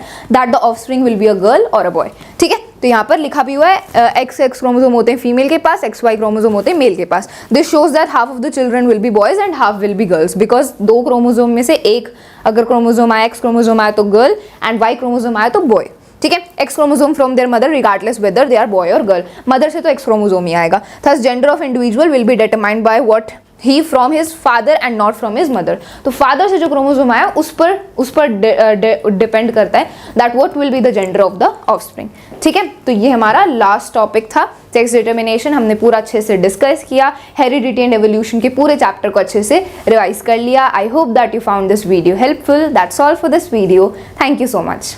30 मिनट में कंट्रोल एंड कोऑर्डिनेशन की पूरी रिवीजन, लेट्स स्टार्ट करते हैं। सो फ्रेंड्स, चैप्टर का नाम है कंट्रोल एंड कोऑर्डिनेशन। तो इस चैप्टर में बेसिकली हम बात करेंगे कि कैसे हम अपनी बॉडी मूवमेंट्स को कंट्रोल करते हैं, ठीक है, कैसे हम कोऑर्डिनेट करते हैं अपने दूसरे बॉडी पार्ट्स के साथ, इन्वायरमेंट के साथ, ठीक है। तो बेसिकली चैप्टर में हम कंट्रोल एंड कोऑर्डिनेशन के बारे में बात करेंगे एनिमल्स में एंड प्लांट्स में, ठीक है। एनिमल्स में nervous system and endocrine system responsible होता है कंट्रोल एंड कोऑर्डिनेशन के लिए। तो स्टार्ट करते हैं हम एनिमल्स में नर्वस सिस्टम से, ठीक है। जो नर्वस सिस्टम है वो रिस्पॉन्सिबल होता है मैसेजेस को सेंड करने के लिए, रिसीव करने के लिए, प्रोसेस करने के लिए, ठीक है। ये जो मैसेजेस हैं ये इलेक्ट्रिकल सिग्नल्स की फॉर्म में ट्रैवल होते हैं एंड इनको इंपल्सेस बोला जाता है, ठीक है। तो जो इंपल्सेस होते हैं ये इनको रिसीव करना, सेंड करना, प्रोसेस करना, ये सारा जो काम है ये किसका है, नर्वस सिस्टम का। So nervous system is responsible for this, ठीक है। हमारे नर्वस सिस्टम में नर्वस टिश्यू होते हैं एंड जो नर्वस टिश्यू है वो बने होते हैं organise network of nerve cell से, जिनको न्यूरॉन्स बोला जाता है, ठीक है। ये न्यूरॉन्स होते हैं हमारे नर्वस सिस्टम में, जिनके थ्रू जो इलेक्ट्रिकल सिग्नल्स हैं वो ट्रैवल करते हैं, ठीक है। So it is specialized for conducting information via electrical impulses from one part of the body to another. तो ये जो न्यूरॉन्स हैं ये स्पेशलाइज्ड होते हैं, इनका काम क्या होता है, ये इंफॉर्मेशन को कंडक्ट करते हैं through the electrical impulses. Electrical impulses की फॉर्म में ये इंफॉर्मेशन को कंडक्ट करते हैं बॉडी के एक पार्ट से दूसरे पार्ट तक, ठीक है। Then a neuron is the structural and functional unit of the nervous system. हमारे नर्वस सिस्टम की स्ट्रक्चरल एंड फंक्शनल यूनिट क्या है, न्यूरॉन ही है, ठीक है। अब आगे हम न्यूरॉन के स्ट्रक्चर के बारे में और डिटेल में डिस्कस कर लेते हैं, ठीक है। तो ये आपका न्यूरॉन का स्ट्रक्चर है, ये आपको पता होना चाहिए, डायग्राम ड्रॉ करने के लिए एग्जाम में बोला जा सकता है, लेबलिंग ऑल्सो, ठीक है। तो देखो ये न्यूरॉन में यहाँ पर ये जो आपको ब्रांच लाइक स्ट्रक्चर दिख रहे हैं ये डेंड्राइट होते हैं, ठीक है। These are known as the dendrites and ये आपकी जो मेन सेल बॉडी, मेन जो न्यूरॉन का पार्ट है इसको बोलते हैं सेल बॉडी, ठीक है। डेंड्राइट्स यहाँ पर आते हैं एंड यहाँ सेल बॉडी होती है एंड सेल बॉडी के बीच में है ये न्यूक्लियस, ठीक है। एंड ये जो आपको ट्यूब लाइक स्ट्रक्चर दिख रहा है इसको एक्सॉन बोलते हैं, ठीक है। This is known as the axon. Then यहाँ पर एक्सॉन के बाद यहाँ पर ये जो न्यूरॉन है ये एंड हो रही है, इसको नर्व एंडिंग बोलते हैं, ठीक है, नर्व एंडिंग बोलते हैं। एंड देन ये तो एक न्यूरॉन है, तो ऐसे जो न्यूरॉन्स है ना वो ऐसे लगी रहती हैं, कंटिन्यू चलती रहती हैं, ठीक है। अब ये न्यूरॉन है, इसके बाद एक और न्यूरॉन होगी, फिर उसके बाद अगली न्यूरॉन होगी एंड जो न्यूरॉन के बीच में जो गैप होता है ना, जैसे मान लो ये वाली एक न्यूरॉन है, इसके बाद अगली न्यूरॉन आएगी, तो जो गैप होता है उनके बीच में उसको क्या बोलते हैं, उसको साइनैप्स बोलते हैं, ठीक है। तो अब जो इलेक्ट्रिकल इम्पल्स हैं वो कैसे ट्रैवल करते हैं इसके थ्रू, तो देखो एक केमिकल रिएक्शन होता है जिसके थ्रू इलेक्ट्रिकल इम्पल्स बनते हैं, एंड जो इलेक्ट्रिकल इम्पल्स है मतलब जो इलेक्ट्रिकल सिग्नल है वो आता है डेंड्राइट्स में, डेंड्राइट्स के थ्रू फिर वो सेल बॉडी में आता है, सेल बॉडी के थ्रू एक्सॉन से फिर वो नर्व एंडिंग्स में चला जाता है, ठीक है। फिर दोबारा केमिकल रिएक्शन होता है एंड वो जो केमिकल रिएक्शन के थ्रू जो केमिकल बनता है वो साइनैप्स को, उस गैप को क्रॉस करता है वो इलेक्ट्रिकल इम्पल्स जो केमिकल की फॉर्म में, ठीक है। अब वो जो इलेक्ट्रिकल इम्पल्स वो जो केमिकल है वो दोबारा इलेक्ट्रिकल इम्पल्स में कन्वर्ट हो जाता है एंड अगली न्यूरॉन के डेंड्राइट में चला जाता है एंड ऐसे ही वो आगे आगे ट्रैवल करता जाता है टू द डिजायर्ड डेस्टिनेशन, ठीक है। तो ऐसे इलेक्ट्रिकल इम्पल्स पूरा ट्रैवल करता है एंड ये न्यूरॉन का हमने पूरा अच्छे से स्ट्रक्चर देख लिया, ठीक है। अब बात करते हैं टाइप्स ऑफ न्यूरॉन्स के बारे में। तो 3 टाइप की न्यूरॉन होती है, sensory neuron, motor neuron, inter neuron या फिर रिले न्यूरॉन। तो सेंसरी न्यूरॉन क्या होती है, ये मैसेजेस को सेंड करती है सेंस ऑर्गन से टू द ब्रेन और स्पाइनल कोड, मतलब जो हमारे सेंस ऑर्गन्स हैं जैसे हमारी स्किन है, ठीक है। जैसे मान लो हमने किसी गर्म ऑब्जेक्ट को, हॉट ऑब्जेक्ट को हाथ लगाया तो अब जो भी इंफॉर्मेशन है, जो इलेक्ट्रिकल इम्पल्स है वो सेंसरी न्यूरॉन्स हमारे हाथ से ब्रेन तक या स्पाइनल कोड तक लेकर जाएंगी, ठीक है। तो ये सेंसरी न्यूरॉन का काम होता है, सेंस ऑर्गन से ब्रेन या स्पाइनल कोड तक मैसेज को लेकर जाना। मोटर न्यूरॉन का क्या काम है, मोटर न्यूरॉन मैसेजेस लेकर जाती हैं बैक फ्रॉम द ब्रेन और spinal cord to all the muscles and glands in the body, मतलब हमारे ब्रेन या स्पाइनल कोड से जो भी मैसेज है वो सारे बॉडी पार्ट्स तक, ग्लैंड्स तक कौन लेकर जाती है, मोटर न्यूरॉन, ठीक है। एंड इंटर न्यूरॉन और या फिर रिले न्यूरॉन क्या करती हैं, ये न्यूरॉन कनेक्ट करती हैं स्पेसिफिक रीजन्स को of the central nervous system. These are neither motor nor sensory, ये मोटर नहीं होती, सेंसरी नहीं होती, लेकिन ये सेंट्रल नर्वस सिस्टम में हमारा ब्रेन आता है एंड स्पाइनल कोड आती है, ठीक है। तो सेंट्रल नर्वस सिस्टम में कुछ स्पेसिफिक रीजन्स को ये न्यूरॉन्स कनेक्ट करती हैं, ठीक है। तो ये है आपकी 3 टाइप की न्यूरॉन्स। अब बात कर लेते हैं रिसेप्टर्स के बारे में। तो रिसेप्टर्स क्या है, ये specialised tips of nerve cells होती हैं जो कि इंफॉर्मेशन को डिटेक्ट करती है इन्वायरमेंट में से। देखो इन्वायरमेंट में चेंजेस आते हैं जिनको हम रिस्पॉन्ड करते हैं, उनको स्टिमुली बोला जाता है। जैसे अगर मान लो हमारे आसपास जो सराउंडिंग है उसमें ठंड हो रही है तो हम रिस्पॉन्ड करेंगे, हम कुछ गर्म ओढ़ लेंगे, हमें ठंड लगने लगेगी, ठीक है। तो जो भी इन्वायरमेंट में चेंजेस हो रहे हैं हम उसको रिस्पॉन्ड करते हैं, इसको स्टिमुली बोला जाता है, ठीक है। एंड ये जो स्पेसिफिक नर्व सेल्स होते हैं, ये स्पेशलाइज्ड नर्व सेल्स होते हैं जो कि इस इंफॉर्मेशन को रिसीव करते हैं, जो कि इस इंफॉर्मेशन को डिटेक्ट करते हैं, ठीक है। यही होते हैं हमारे रिसेप्टर्स एंड ये हमारे सेंस ऑर्गन्स में लोकेटेड होते हैं, ठीक है। अब फोनो रिसेप्टर्स, ये अब आपको अलग अलग रिसेप्टर्स गिवन है, कहाँ पर ये लोकेटेड है, क्या इनका काम है वो बता रखा है। तो फोनो रिसेप्टर्स हमारे इनर ईयर मतलब ईयर के अंदर वाले पार्ट में होते हैं एंड इनका काम है hearing, they are responsible for hearing, ठीक है। देन फोटो रिसेप्टर्स हमारी आंख में, आईज में प्रेजेंट होते हैं एंड इनका काम होता है विजुअल स्टिमुली, मतलब जो हम देख रहे हैं, जो इन्फॉर्मेशन हम अपनी आईज के थ्रू प्रिसीव कर रहे हैं, सो इसको डिटेक्ट कौन करता है, फोटो रिसेप्टर्स जो हमारे आई में प्रेजेंट होते हैं। थर्मो रिसेप्टर्स होते हैं हमारी स्किन में, जो कि किसके लिए रिस्पॉन्सिबल है, ये रिस्पॉन्सिबल है pain, touch and heat stimuli के लिए। मतलब अगर मान लो हमें कोई पॉइंटेड ऑब्जेक्ट से हमने हिट किया तो हमें दर्द होगा, ठीक है। हमने किसी गर्म ऑब्जेक्ट को हाथ लगाया तो फिर हम तुरंत अपना हाथ हटा लेंगे, ठीक है। तो इन सारी स्टिमुली को कौन डिटेक्ट करते हैं, कौन रिसीव करते हैं, थर्मो रिसेप्टर्स जो कि हमारी स्किन में प्रेजेंट होते हैं, ठीक है। ऑल्फैक्टरी रिसेप्टर्स होते हैं हमारे नोज में जो कि स्मेल रिसीव करते हैं, है ना। एंड गुस्टैटरी रिसेप्टर्स होते हैं हमारी टंग में जो कि टेस्ट को डिटेक्ट करते हैं, ठीक है। टेस्ट बर्ड्स हमारी जो टंग में होते हैं, so these are the gustatory receptors. तो ये अलग अलग टाइप के रिसेप्टर्स हैं, कहाँ पर ये लोकेटेड हैं, क्या इनका काम है वो आपको पता होना चाहिए, ओके।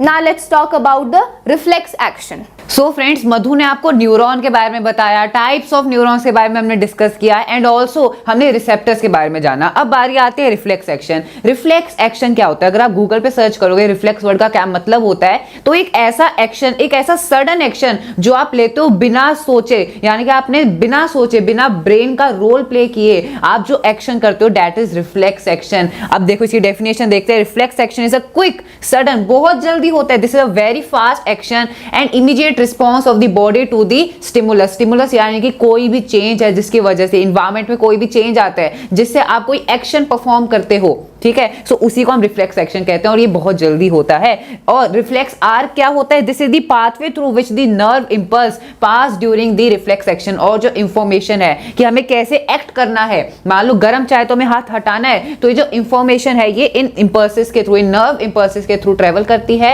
एंड ये जो पूरा पाथवे आप देख रहे हो इसे हम रिफ्लेक्स आर्क कहते हैं। इसको थोड़ा समझ लेते हैं क्या है ये। यहाँ पे एग्जांपल है, ये आप समझ लो कि मान लो यहाँ पे मोमबत्ती रखी है, ठीक है, ये है वैसे यहाँ पे गर्म भाप निकल रही है, जिसको अगर आप हाथ पास लाओगे तो गर्म हो गया, ऑब्वियसली आप हाथ हटाओगे। तो यहाँ पे जैसी ये जो रिसेप्टर्स ने, जो हीट रिसेप्टर्स थे, उन्होंने जैसे ये सिग्नल लिया कि भाई यहाँ पे हमें हाथ हटाना है, नहीं तो हाथ जल जाएगा, तो ये जो सिग्नल था ये सेंसरी न्यूरॉन के थ्रू गया कहाँ पे, स्पाइनल कॉर्ड के पास। अब आप पूछोगे भाई ब्रेन के पास क्यों नहीं गया, क्योंकि ब्रेन और स्पाइनल कॉर्ड में जल्दी डिसीजन कौन लेता है, स्पाइनल कॉर्ड जल्दी डिसीजन लेती है एज कंपेयर टू ब्रेन, ठीक है। तो जो यहाँ से स्पाइनल नर्व के थ्रू यहाँ पे गया स्पाइनल कॉर्ड के पास, और फिर यहाँ पे आप देख सकते हो आपकी रिले न्यूरॉन, रिले न्यूरॉन क्या करती है, ये आपकी सेंसरी न्यूरॉन और आपके मोटर न्यूरॉन को कनेक्ट करती है आपकी रिले न्यूरॉन, ठीक है। तो सेंसरी न्यूरॉन के थ्रू आपका नर्व इंपल्स आया, एंड देन यहाँ पे जो डिसीजन था वो लिया गया बाय द स्पाइनल कॉर्ड कि हाथ को हमें हटाना है, और फिर वो जो डिसीजन था, जो नर्व इंपल्स, जो सिग्नल था, वो मोटर न्यूरॉन के थ्रू गया कहां पे, मसल के पास। जो मसल हाथ के पास है जो हटेगी, उस मसल को हम क्या कहते हैं, this is known as the effector. जो इफेक्ट लेती है, जो हाथ हटाते वो मसल, उसे हम इफेक्टर कहते हैं। और फिर जो हमारा पूरा पाथवे है, इसी को हम रिफ्लेक्स आर्क कहते हैं, ठीक है। वापस रिवाइज कर लें, ये आपका रिसेप्टर है, हीट या पेन जो रिसेप्टर आपकी स्किन में होते हैं, यहां से सिग्नल गया through the nerve cells and neuron के थ्रू बेसिकली, और ये आपकी सेंसरी न्यूरॉन है, यहां से गए स्पाइनल कॉर्ड। स्पाइनल कॉर्ड और ब्रेन किस में आते हैं, सेंट्रल नर्वस सिस्टम में आते हैं। तो स्पाइनल कॉर्ड ने डिसीजन लिया, इन दोनों सेंसरी न्यूरॉन और मोटर न्यूरॉन को कनेक्ट करने वाली न्यूरॉन को हम कहते हैं रिले न्यूरॉन। फिर मोटर न्यूरॉन के थ्रू हमारा जो डिसीजन था वो गया इफेक्टर जो मसल है, और फिर हमने अपना हाथ हटा लिया फ्रॉम दी हॉट ऑब्जेक्ट, ठीक है। तो ये reflex arc is the pathway through which nerve impulse pass. इसका रिफ्लेक्स एक्शन के एग्जांपल आप कह सकते हो नी जर्क, एकदम से घुटने में झटका आता है, या फिर withdrawal of the hand on touching hot object, जैसे कि यहाँ पे हमने देख लिया। आगे बढ़े, अब डिस्कस करते हैं टाइप्स ऑफ रिस्पॉन्स। तो 3 टाइप के रिस्पॉन्स होते हैं। जो पहले 2 रिस्पॉन्स है वॉलंटरी एंड इनवॉलंटरी, इन्हें लेता है हमारा ब्रेन, और जो लास्ट का रिफ्लेक्स एक्शन जो अभी हमने डिस्कस किया, इसे कौन लेता है, हमारा स्पाइनल कॉर्ड, ठीक है। दोनों ही आपके सेंट्रल नर्वस सिस्टम में आते हैं। वॉलंटरी एक्शंस क्या होते हैं, control by fore brain, example talking या फिर राइटिंग। जो आपके मतलब एग्जांपल वॉलंटरी एक्शंस क्या होते हैं, जो आप खुद कंट्रोल कर सकते हो। जैसे कि मैं हाथ हिला रहा हूं, कोई मेरे आगे फुटबॉल है तो उसमें किक कर रहा हूं, तो मैं सोच के कर रहा हूं, ठीक है। अगर मैं कहूंगा मुझे किक नहीं करना तो मैं बॉल को किक नहीं करूंगा। तो ये क्या होता है, these are known as voluntary action, जो आप खुद करते हो, ठीक है। तो ये होते हैं control by the fore brain. इन्हें हमारे ब्रेन के 3 पार्ट होते हैं, आगे डिस्कस करेंगे। जो हमारा फोर ब्रेन वाला पार्ट होता है वो वॉलंटरी एक्शंस को कंट्रोल करता है। एग्जांपल इसका टॉकिंग हो गया, राइटिंग हो गया, या फिर सिंगिंग हो गया, टॉकिंग, सब कुछ, ठीक है। अब बात करते हैं इनवॉलंटरी एक्शंस। ये क्या होते हैं, इसका अपोजिट, ऐसे एक्शन जो हम खुद कंट्रोल नहीं कर सकते हैं। Control by the mid and the hind brain. इसके एग्जांपल जितने भी आपके लाइफ प्रोसेस हो गए, डाइजेशन हो गया, रेस्पिरेशन हो गया, या फिर वॉमिटिंग, हार्ट बीट, जितने लाइफ प्रोसेस हो गए, ये आप खुद कंट्रोल नहीं कर सकते। आप अपने डाइजेशन को कंट्रोल नहीं कर सकते, ये तो खुद होता है। तो इन्हें हम कहते हैं इनवॉलंटरी एक्शन एंड रेस्पिरेशन सभी, ठीक है। इनको कंट्रोल कौन करता है, हमारा ब्रेन कंट्रोल करता है। इनवॉलंटरी को करते हैं मिड एंड हाइंड ब्रेन, और वॉलंटरी एक्शंस को कंट्रोल करता है हमारा fore brain. Reflex action control by the spinal cord, example इसका withdrawal of the hand on touching a hot object, ये हमने डिस्कस कर लिया, ठीक है। जो आपके 3 टाइप के रिस्पॉन्स हैं। आगे बढ़े, आप डिस्कस करते हैं हमारा ह्यूमन नर्वस सिस्टम के जो पूरा क्लासिफिकेशन है, जिसके बारे में पूरे चैप्टर में हम डिस्कस करेंगे उसके बारे में। तो पहला यहाँ पे सेंट्रल नर्वस सिस्टम आता है, इसके 2 टाइप्स हैं, brain and spinal cord. Brain के फर्दर 3 टाइप्स है, fore brain, mid brain and hind brain, and this is the spinal cord. Peripheral nervous system के 2 टाइप्स है, क्रेनियल नर्व्स, इसमें आगे पूरा जो नर्व्स है बॉडी में वो आ जाती है। क्रेनियल नर्व्स क्या होती हैं, जो आपके ब्रेन में से ओरिजिनेट होती हैं। वहीं पे जो स्पाइनल नर्व्स होती हैं, ये आपके स्पाइनल कॉर्ड में से ओरिजिनेट होती हैं, ठीक है। वहीं ऑटोनॉमिक नर्वस सिस्टम के 2 पार्ट है, sympathetic nervous system and parasympathetic nervous system. इन सभी के बारे में हम डिस्कस करने वाले हैं आगे, ठीक है। So now let's move on. तो सबसे पहले आता है हमारा human brain, which is a part of central nervous system. तो human brain is a highly complex organ which is mainly composed of the nervous tissue. तो ये तो हमारे जैसे कि कंप्यूटर का सीपीयू होता है, वैसे ही हमारी ह्यूमन बॉडी का ब्रेन क्या है, सीपीयू है। एंड यहाँ पे ये सबसे कॉम्प्लेक्स ऑर्गन भी है, which is mainly composed of nervous tissue. The brain is covered by 3 layered system of membranes, यानी कि जो आपका ब्रेन है वो 3 लेयर्स की उसकी प्रोटेक्शन है। मान लो ये आपका ब्रेन है, रफ डायग्राम है, तो इसके ऐसे 3 लेयर हैं, ठीक है, प्रोटेक्शन की, एंड कॉल्ड मेनिंजेस। इन तीनों को हम क्या कहते हैं, these are known as meninges, ठीक है। And this cerebrospinal fluid CSF is filled between the meninges, और इन मेनिंजेस के बीच में एक फ्लूइड होता है जिसे हम कहते हैं CSF, इसका फुल फॉर्म क्या है? Cerebrospinal fluid. तो ये CSF इन मेनिंजेस के बीच में फ्लूइड होता है जो कि फिल्ड होता है, and between the meninges the CSF provides cushion to the brain against mechanical shock, यानी कि कोई भी फिजिकल हार्म ना हो, हमारे ब्रेन को, जो हमारा ब्रेन है वो सही से फंक्शनिंग करता रहे, उसकी प्रोटेक्शन के लिए ये तीनों मेनिंजेस होती है, और इनके बीच में जो CSF है वो एक कुशन की तरह काम करता है ताकि हमारा जो ब्रेन है वो इन मैकेनिकल शॉक से बचा रहे। ठीक है, एंड ब्रेन के 3 पार्ट्स होते हैं, four brain, mid brain and hind brain, and इनके क्या क्या फंक्शन होते हैं, इनके फर्दर क्या टाइप्स होते हैं, सब कुछ आगे डिस्कस करेंगे with the help of diagram. तो आगे बढ़े, ये हमारा बेसिक इंट्रोडक्शन हो गया to the human brain. Now let's move on. So friends, अब हम ह्यूमन ब्रेन के बारे में डिटेल में डिस्कस करेंगे। ठीक है, हमने ह्यूमन ब्रेन की एक इंट्रोडक्शन देख ली, रजत ने आपको ह्यूमन ब्रेन के बारे में थोड़ा सा इंट्रो दे दिया। अब उसका हम डायग्राम एंड हर एक पार्ट का फंक्शन समझेंगे। तो यहाँ पर आप डायग्राम देख सकते हो, ये NCERT में भी गिवन है, वेरी वेरी इंपॉर्टेंट। तो देखो, हमारे ब्रेन में 3 पार्ट होते हैं, four brain, mid brain and hind brain. ठीक है, फोर ब्रेन में सेरेब्रम, हाइपोथैलेमस आता है। सेरेब्रम हमारे ब्रेन का लार्जेस्ट पार्ट है। ठीक है, आप ये जो लार्जेस्ट पार्ट यहाँ पर देख रहे हो, दिस इज द सेरेब्रम। ठीक है, ये हमारा हाइपोथैलेमस है। This is the pituitary gland जो कि हार्मोन रिलीज करती है, उसके बारे में हम आगे डिटेल में बात करेंगे। ठीक है, तो ये हमारा फोर ब्रेन है। ठीक है, मिड ब्रेन है, this is the mid brain. And hind brain में क्या क्या आता है? Pons, medulla and cerebellum. ये सेरेबेलम है, दिस इज पोन्स, एंड ये मेड्यूला है जो कि आगे स्पाइनल कॉर्ड में कंटिन्यू हो जाती है। ठीक है, तो ये आपका पूरा ब्रेन का डायग्राम है। अब वन बाय वन हम इनके फंक्शन को अच्छे से डिस्कस करेंगे। तो सबसे पहले है सेरेब्रम। सेरेब्रम हमारे ह्यूमन ब्रेन का लार्जेस्ट पार्ट है। एंड सेरेब्रम किसके लिए रिस्पॉन्सिबल है? Reasoning, logic, emotions. जो मतलब हम किसी चीज के बारे में सोचते हैं तो उसके पीछे क्या लॉजिक है, हम अपने इमोशंस को एक्सप्रेस करते हैं। ठीक है, हम जो बोलते हैं, हम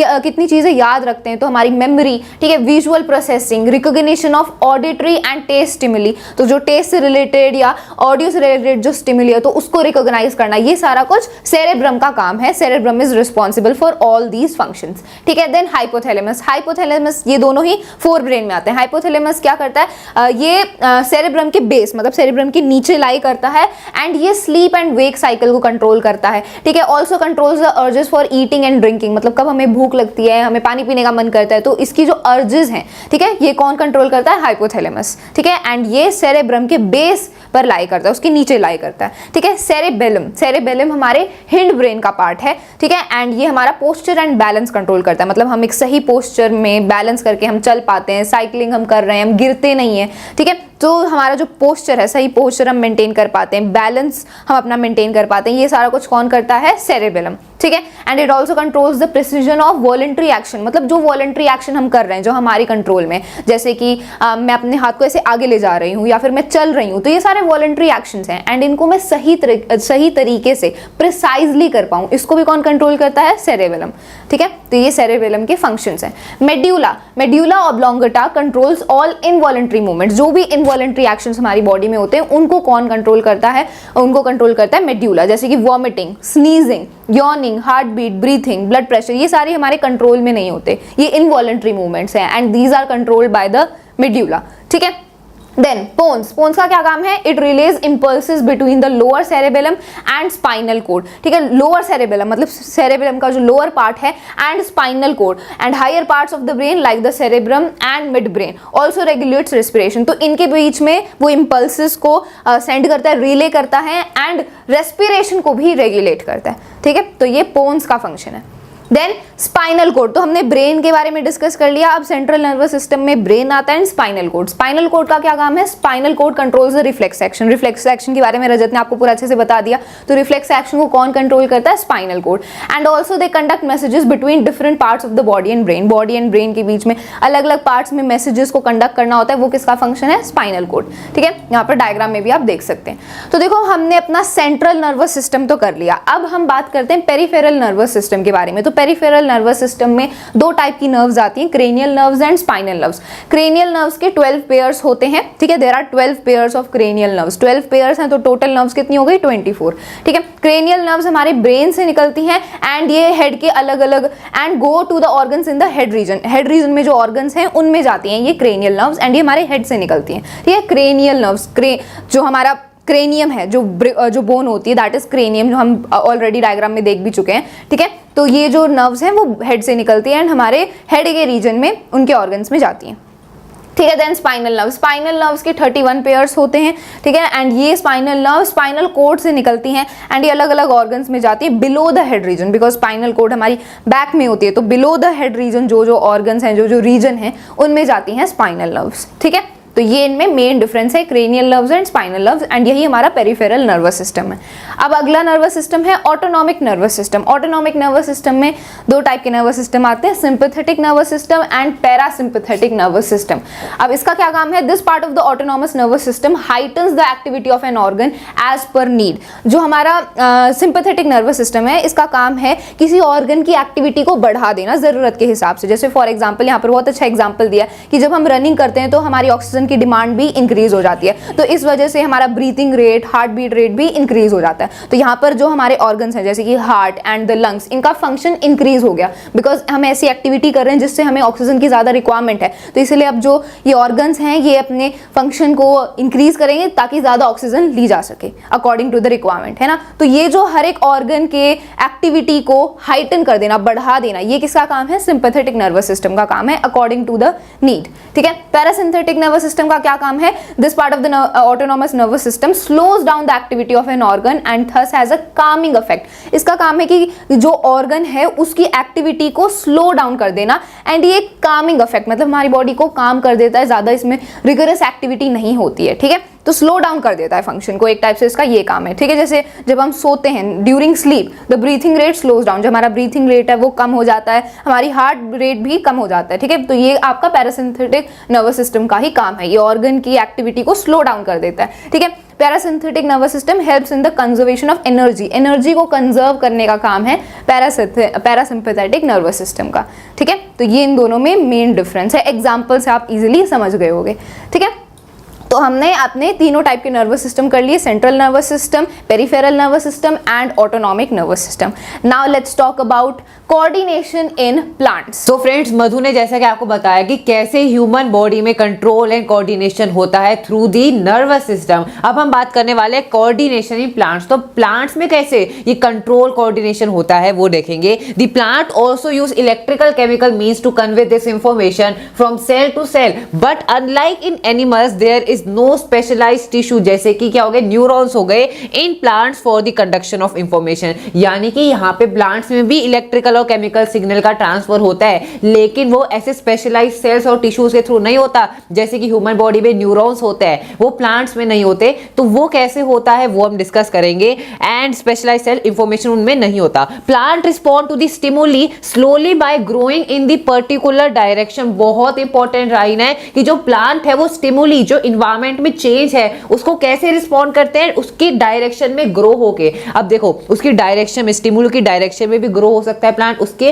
अवे, उसके अगेंस्ट उसकी दूसरी डायरेक्शन में भी ग्रो हो सकता है, लेकिन उस स्टिमुली की वजह से जो ग्रोथ होती है प्लांट की वही उसका रिस्पॉन्स है, ठीक है। Because this growth is directional, it appears as if the plant is moving. और ये जो ग्रोथ होती है दिस इज डायरेक्शनल, यानी कि स्टिमुली की डायरेक्शन में ये ग्रोथ होती है, ठीक है। उसकी तरफ भी हो सकती है, उसके अगेंस्ट भी हो सकती है, लेकिन स्टिमुली की वजह से ग्रोथ होती है, ठीक है। अब बात करेंगे जो प्लांट मूवमेंट है वो दो टाइप की होती है, tropic movement and nastic movement. Tropic movement क्या होती है, डायरेक्शनल होती है, वहीं नास्टिक मूवमेंट नॉन डायरेक्शनल होती है। ट्रॉपिक मूवमेंट क्या होती है, tropic movement is the directional movement of plant in the response of the environmental stimuli. अब वो जो स्टिमुली है, जो चेंज है इन्वायरमेंट में, वो क्या क्या हो सकता है। एग्जांपल मैं आपको दूं तो वो लाइट हो सकता है, वो ग्रेविटी हो सकता है, वो कोई केमिकल हो सकता है, वो वाटर हो सकता है, या फिर वो कोई टच या फिर कॉन्टैक्ट भी हो सकता है। ये स्टिमुलीज है जिनके मतलब उसके लिए जो प्लांट है वो रिस्पॉन्ड करता है। कैसे रिस्पॉन्ड करता है, ग्रोथ दिखा के रिस्पॉन्ड करता है। जो प्लांट है वो स्टिमुली की डायरेक्शन में ग्रोथ करता है या उसके अगेंस्ट डायरेक्शन में ग्रोथ दिखाता है,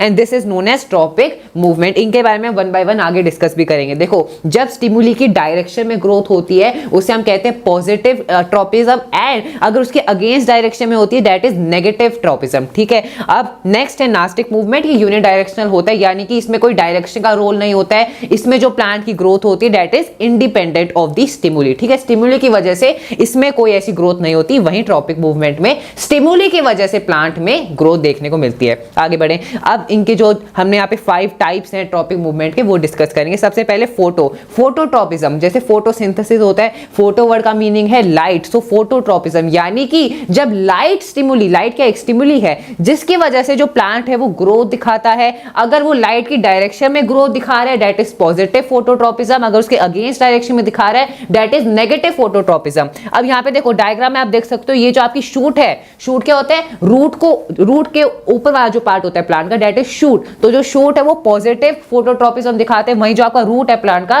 that shows negative phototropism. The movement of plant in the response of the light is called phototropism. ठीक है, एंड आगे बढ़ते हैं, नेक्स्ट है आपका जियोट्रॉपिज्म। जियो यानी कि यहाँ पे ग्रेविटी की बात हो रही है, तो यहाँ पे आप देख सकते हो जो आपका शूट है वो नेगेटिव फोटोट्रॉपिज्म दिखा रहे हैं। नेगेटिव जो ग्रेविटी है वो तो नीचे खींचती है, लेकिन प्लांट तो ये ऊपर ग्रो हो रहा है, तो ये क्या हो गया, ये आपका नेगेटिव जियोट्रॉपिज्म हो गया, और जो आपकी रूट है वो पॉजिटिव जियोट्रॉपिज्म दिखाती है। सो geotropism the movement of the plant part in response to the gravity. So ये सब क्या है, ग्रेविटी, लाइट, केमिकल, ये सब स्टिमुली है। आगे बढ़े, अब देखते हैं हमारा third which is chemo. Chemo यानी कि केमिकल। सो केमिकल की वजह से जब प्लांट की ग्रोथ होती है उसकी डायरेक्शन में, उसके अगेंस्ट डायरेक्शन में, that is chemotropism. The movement of plant part in response to the chemical stimuli. ठीक है, तो यहाँ पे आप डायग्राम में देख लो, यहाँ पे क्या हो रहा है, यहाँ पे पॉजिटिव केमोट्रॉपिज्म देखने को मिल रहा है। जो आपकी पोलन ट्यूब है वो इस ओव्यूल, ओव्यूल में क्या है, फीमेल गैमेट्स है, तो केमिकल की तरफ क्या हो रहा है, हमारी जो पोलन ट्यूब है वो ग्रो हो रही है। इसका क्या मतलब है, केमिकल की जो स्टिमुली है हमारी, केमिकल स्टिमुली, उसकी तरफ जो पोलन ट्यूब है ग्रो हो रही है, दिस इज पॉजिटिव केमोट्रॉपिज्म।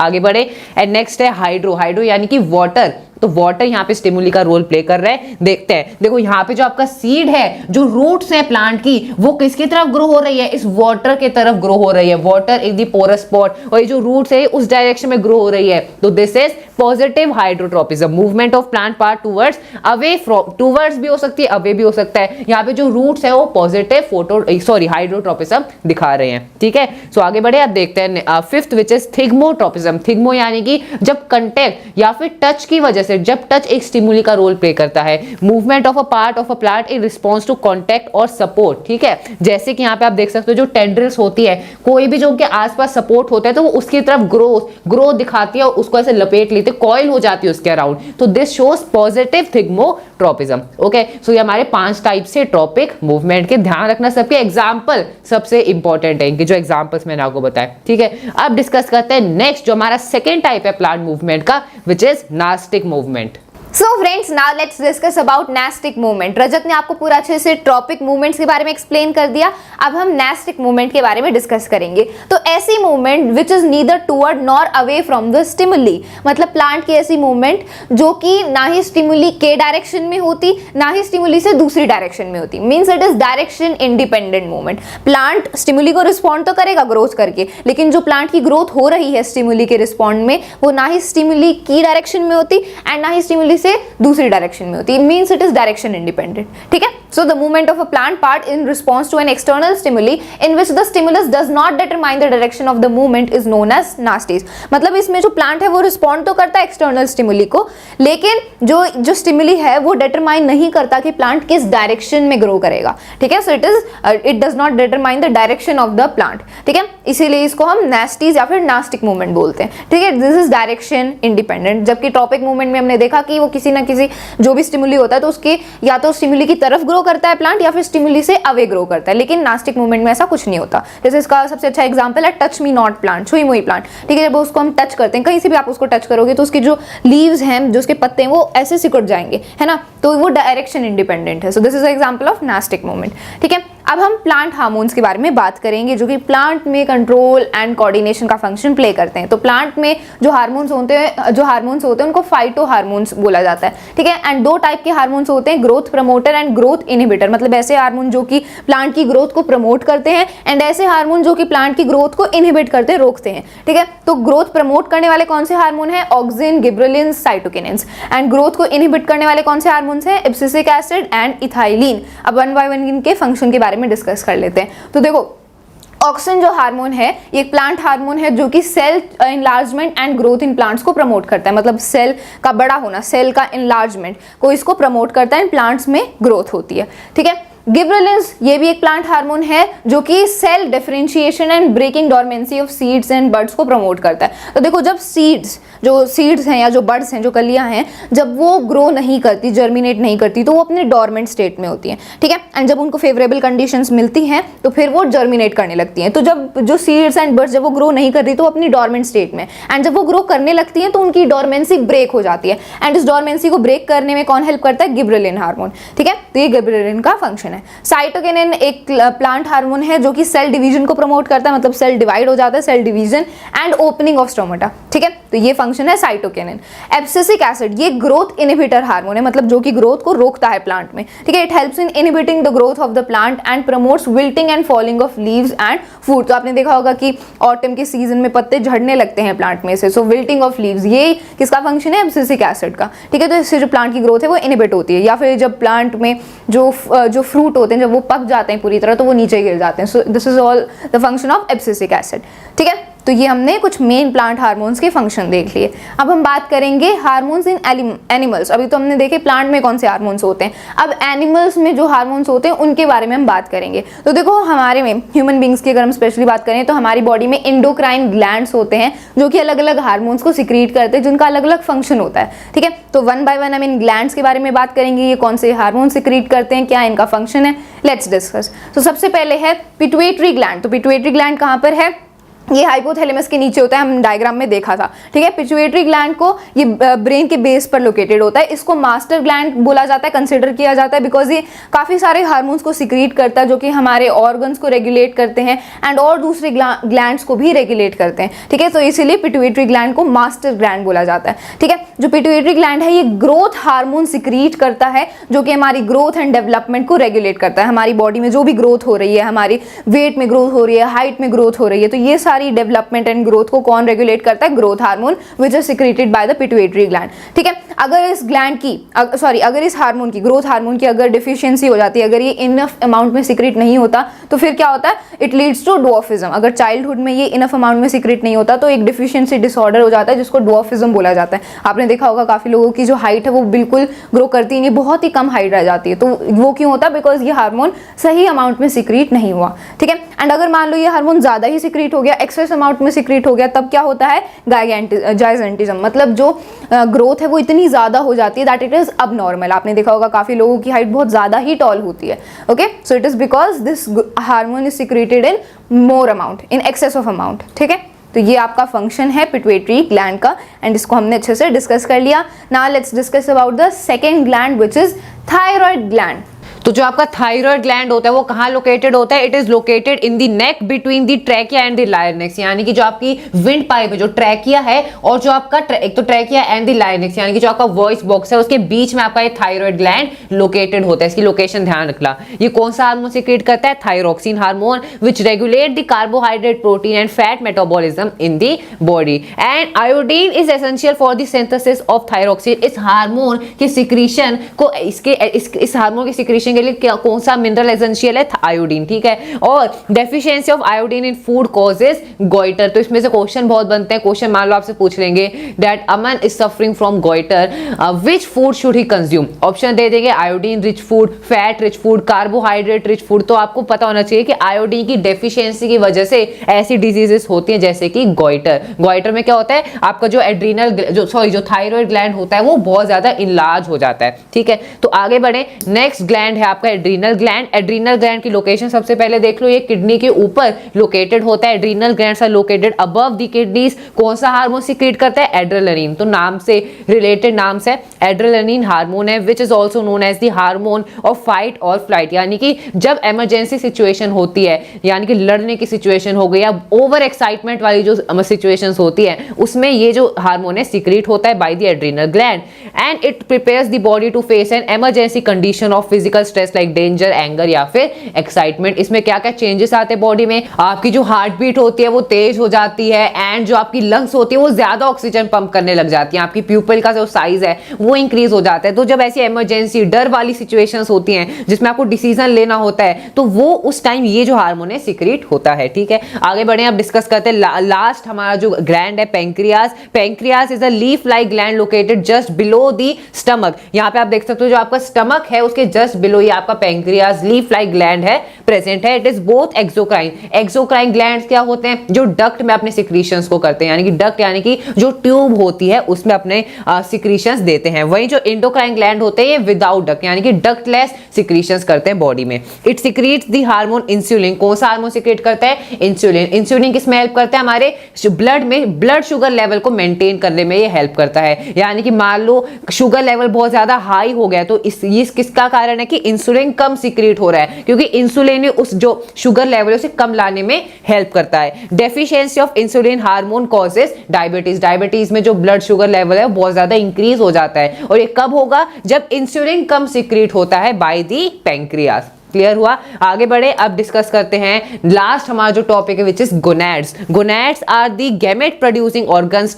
ये टेस्टिस होते हैं मेल्स में एंड ओवरीज इन फीमेल्स। ये कौन से हार्मोन सिक्रीट करते हैं, the testis produce the male hormone testosterone and ovaries produce the female hormone oestrogen and progesterone. तो फीमेल के दो हार्मोन्स हैं एंड मेल का एक हार्मोन है टेस्टोस्टेरोन, ठीक है। और ये हार्मोन्स क्या काम करते हैं, these hormones are responsible for changes occurring during puberty. यानी कि जो आपके सेकेंडरी सेक्सुअल कैरेक्टर्स होते हैं, हाइट में इंक्रीज होना, वेट चेंज होना, वॉइस का डीप होना, these are some changes in which occur during puberty. और ये किसकी वजह से होते हैं, इन हार्मोन्स की वजह से होते हैं। So from this topic we have finished the quick revision of our chapter control and coordination. We hope this video was helpful for you. Thank you so much.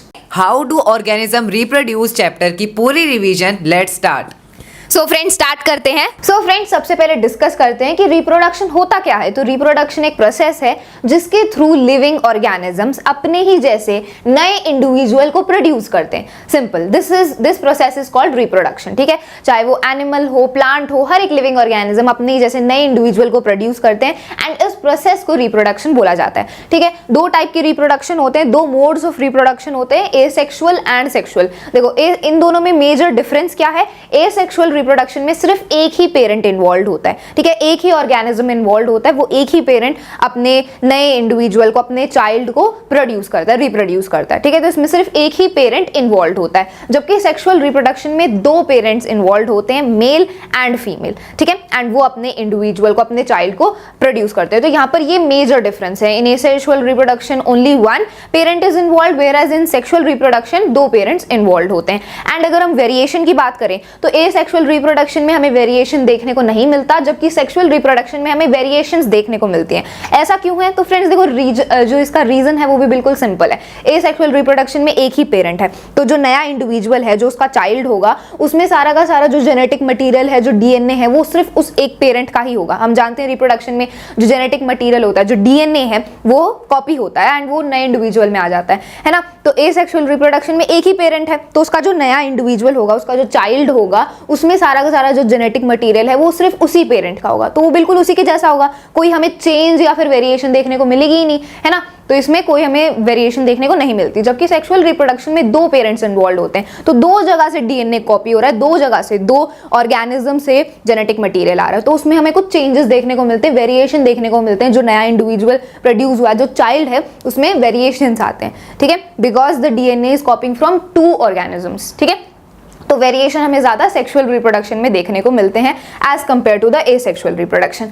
अब देखो एसेक्सुअल रिप्रोडक्शन के भी काफी टाइप्स हैं, fission, fragmentation, regeneration, budding, vegetative propagation, spore formation, ठीक है। तो one by one हम इनके बारे में बात करेंगे। एंड सेक्सुअल रिप्रोडक्शन होता है फ्लावरिंग प्लांट्स में एंड ह्यूमंस में, इनके बारे में भी हम डिस्कस करेंगे, ठीक है। Let's start with the asexual reproduction. सबसे पहले फिजन के बारे में बात करते हैं। तो इसमें जो पेरेंट सेल होता है वो डॉटर सेल में डिवाइड होता है। यहाँ पर ये टू नहीं आएगा, this is the wrong definition. Fission simply है कि जब एक पेरेंट सेल, देखो मोस्ट ऑफ द टाइम जो एसेक्सुअल रिप्रोडक्शन है वो यूनिसेलुलर ऑर्गेनिज्म में होता है, जैसे बैक्टीरिया, वायरस, ईस्ट, जो यूनिसेलुलर ऑर्गेनिज्म है, लोअर ऑर्गेनिजम्स हैं, उनमें होता है सेक्सुअल रिप्रोडक्शन, ठीक है। And sexual reproduction higher organism में, मल्टी सेलुलर ऑर्गेनिजम्स में, जैसे कि प्लांट्स में, ह्यूमंस में, ठीक है। ये आपको पता होना चाहिए। अब देखो सबसे पहले फिजन की हम बात कर रहे हैं, तो इसमें जो पेरेंट सेल होता है वो डॉटर सेल में डिवाइड हो जाता है, सिंपल, इसको फिजन बोलते हैं। अब फिजन में दो टाइप आते हैं, binary fission and multiple fission. Binary fission वो फिजन है जिसमें पेरेंट सेल दो डॉटर सेल में डिवाइड हो रहा है। स्पेसिफिकली जब पेरेंट सेल दो डॉटर सेल में डिवाइड हो रहा है तब उसको हम बाइनरी फिजन बोलेंगे। एंड अगर पेरेंट सेल काफी ज्यादा डॉटर सेल्स में, मतलब 2 से ज्यादा डॉटर सेल्स में डिवाइड हो रहा है, तब हम उसको बोलेंगे मल्टीपल फिजन। नाम से ही आप पता कर सकते हो, बाइनरी मतलब 2 होता है, मतलब 2 डॉटर सेल्स यहाँ पर बन रहे हैं, जबकि मल्टीपल मतलब 2 से ज्यादा मल्टी डॉटर सेल्स में पेरेंट सेल डिवाइड हो जाता है, तो दैट इज मल्टीपल फिजन। ठीक है, बाइनरी फिजन का एग्जाम्पल है एमोएबा, पेरिमीशियम, लीशमेनिया। ठीक है, यहाँ पर डायग्राम से भी समझाया कि ये एमोएबा का एक पेरेंट सेल है एंड धीरे धीरे डिवाइड हो रहा है, न्यूक्लियस यहाँ पर सबसे पहले डिवाइड हो रहा है, फिर साइटोप्लाज्म भी डिवाइड हो रहा है सेल का, एंड फाइनली ये 2 डॉटर सेल्स बन गए, तो ये बाइनरी फिजन है। जबकि मल्टीपल फिजन का एग्जांपल है प्लाज्मोडियम, इसमें आप देख सकते हो ये साइटोप्लाज्म का पेरेंट सेल है, ये इसका न्यूक्लियस है, एंड देखो यहाँ पर मल्टीपल डॉटर सेल्स बन गए हैं, एंड देन ये जो जब सरफेस रप्चर हो गई तो ये सारे के सारे जो डॉटर सेल्स हैं ये बाहर आ गए विद द साइटोप्लाज्म, तो ये है मल्टीपल फिजन। ठीक है, देन फिजन के 2 टाइप्स हैं।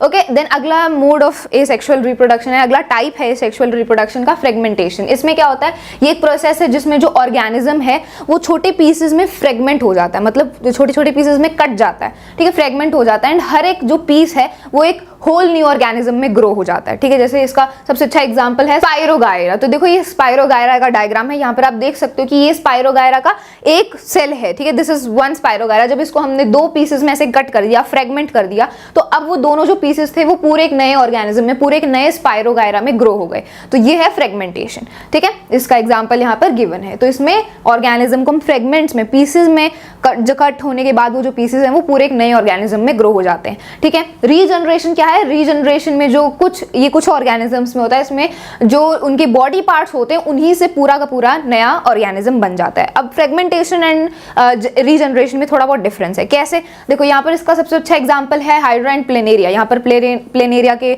डायग्राम के थ्रू आपको समझाया भी है, प्लेनेरिया का एक ऑर्गेनिज्म है, इसको जब हमने अलग अलग पार्ट्स में कट कर दिया तो हर एक पार्ट एक न्यू प्लेनेरिया में ग्रो हो गया। ठीक है, तो ये रीजनरेशन है, हर एक बॉडी पार्ट अलग अलग न्यू ऑर्गेनिज्म में ग्रो हो गया। एंड ये कब होता है, जब उस पार्ट में, जिस पार्ट को हमने कट किया, अगर उसमें स्पेशल रीजनरेटिव सेल्स है ना, तभी वो पूरे एक नए ऑर्गेनिज्म में ग्रो करता है। ठीक है, जबकि फ्रेगमेंटेशन को तो आप फ्रेगमेंट्स में कट कर दो, पीसेस में कट कर दो, तब भी पूरे ऑर्गेनिज्म में ग्रो कर पाएगा। लेकिन अगर रीजनरेशन में जिस पार्ट को आपने कट किया है, जिस बॉडी पार्ट को कट किया, अगर उसमें रीजनरेटिव सेल्स नहीं है तो फिर वो एक नए ऑर्गेनिज्म में ग्रो नहीं करेगा। ठीक है, तो रीजनरेटिव सेल्स होनी चाहिए, तभी वो जो पार्ट है वो पूरे न्यू ऑर्गेनिज्म में ग्रो करेगा। ठीक है, जैसे प्लेनेरिया में हमने देखा, तो ये होता है रीजनरेशन। हाइड्रा एंड प्लेनेरिया इसके एग्जांपल्स हैं। Then next is budding. Budding में क्या होता है, इसमें जो पेरेंट ऑर्गेनिज्म है उसकी बॉडी से एक स्मॉल पार्ट निकलता है जिसको बड बोलते हैं, फिर वो जो बड है वो पूरा एक न्यू ऑर्गेनिज्म में ग्रो हो जाता है एंड देन वो डीअटैच हो जाता है। ठीक है, जैसे कि इसका एग्जाम्पल है हाइड्रा एंड ईस्ट। यहाँ पर हाइड्रा के एग्जाम्पल से समझाया है, देखो ये हाइड्रा का एक ऑर्गेनिज्म है, ये इसके टेंटेकल्स हैं एंड ये इसकी पूरी बॉडी है। यहाँ पर साइड में आप देख सकते हो कि एक छोटा सा पार्ट निकल रहा है, बड निकल रहा है, कली टाइप निकल रहा है, एंड देन वो जो बड है वो धीरे धीरे ग्रो कर रहा है एंड ये पूरा ही हाइड्रा यहाँ पर बन चुका है। तो अब ये पूरा ग्रो होने के बाद ये हाइड्रा यहाँ से डीअटैच हो जाएगा एंड ये पूरा एक नया हाइड्रा बन जाएगा। तो ये बडिंग है, बड के थ्रू जो है एसेक्सुअल रिप्रोडक्शन हो रही है। ठीक है, तो ये आपका बडिंग एंड इसके एग्जांपल है hydra and east. Okay, next is vegetative propagation. Vegetative propagation में क्या होता है, ये एक मेथड है एसेक्सुअल रिप्रोडक्शन का जिसमें जो प्लांट्स हैं वो अपने वेजिटेटिव पार्ट से रिप्रोड्यूस करते हैं। प्लांट्स के वेजिटेटिव पार्ट्स कौन से होते हैं, रूट, स्टेम, लीव्स, इनसे जब प्लांट्स रिप्रोड्यूस करते हैं उसको वेजिटेटिव प्रोपगेशन बोलते हैं। ठीक है, ये भी 2 टाइप का है, natural vegetative propagation and artificial. देखो नेचुरल नाम से ही समझ आ रहा है, नेचुरली जो हो रहा है जिसमें ह्यूमन की इंटरफेरेंस नहीं है, जैसे कि जो लीव्स के थ्रू होता है, जैसे ब्रायोफाइलम में, स्टेम के थ्रू होता है टर्मरिक जिंजर में, रनर स्टोलन के थ्रू होता है ग्रास रनर्स एंड स्ट्रॉबेरी में, एंड बल्ब्स के थ्रू होता है ऑनियन एंड लिली में। तो ये वेजिटेटिव पार्ट से जो नेचुरली जो रिप्रोडक्शन हो रहा है, this is natural vegetative propagation. ठीक है, जैसे यहाँ पर आप ब्रायोफाइलम के डायग्राम से देख सकते हो, ब्रायोफाइलम अपने लीव्स के थ्रू रिप्रोड्यूस करता है। इसमें देखो जो लीव है उस पर ये छोटे छोटे बर्ड्स ग्रो हो रहे हैं एंड ये ग्रो होंगे एंड ये जब ग्रो होने के बाद ये ग्राउंड पर गिर जाएंगे एंड नए एक प्लांट में ग्रो हो जाएंगे, है ना। तो ये बर्ड्स के थ्रू लीव जो ब्रायोफाइलम प्लांट का जो लीफ है उस पर ये बर्ड्स लगते हैं एंड देन ये एक नए इंडिविजुअल प्लांट में ग्रो करते हैं। तो ये लीव्स के थ्रू हो रहा है। सो this is natural vegetative propagation. Artificial vegetative propagation के मेथड्स होते हैं जिनमें हम ह्यूमन की इंटरफियरेंस होती है, हम कुछ मेथड्स लगाते हैं जिस वजह से वेजिटेटिव प्रोपगेशन होती है, प्लांट्स रिप्रोड्यूस करते हैं। जैसे कि वो मेथड्स हैं cutting, grafting, layering, plant tissue culture. ठीक है, तो ये सारे मेथड्स हैं आर्टिफिशियल वेजिटेटिव प्रोपगेशन के। जैसे कटिंग में हम प्लांट के एक स्पेसिफिक पार्ट को कट करके सॉइल में दबा देते हैं एंड देन वो पूरे प्लांट में ग्रो कर जाता है। ठीक है, लेयरिंग में हम लेयरिंग में हम क्या करते हैं, प्लांट के किसी एक पार्ट को लेयर कर देते हैं सॉइल में, उसको सॉइल में दबा देते हैं एंड देन वो पूरे एक उसमें ग्रो कर जाता है ना। तो ये अलग अलग मेथड्स हैं आर्टिफिशियल वेजिटेटिव प्रोपगेशन के।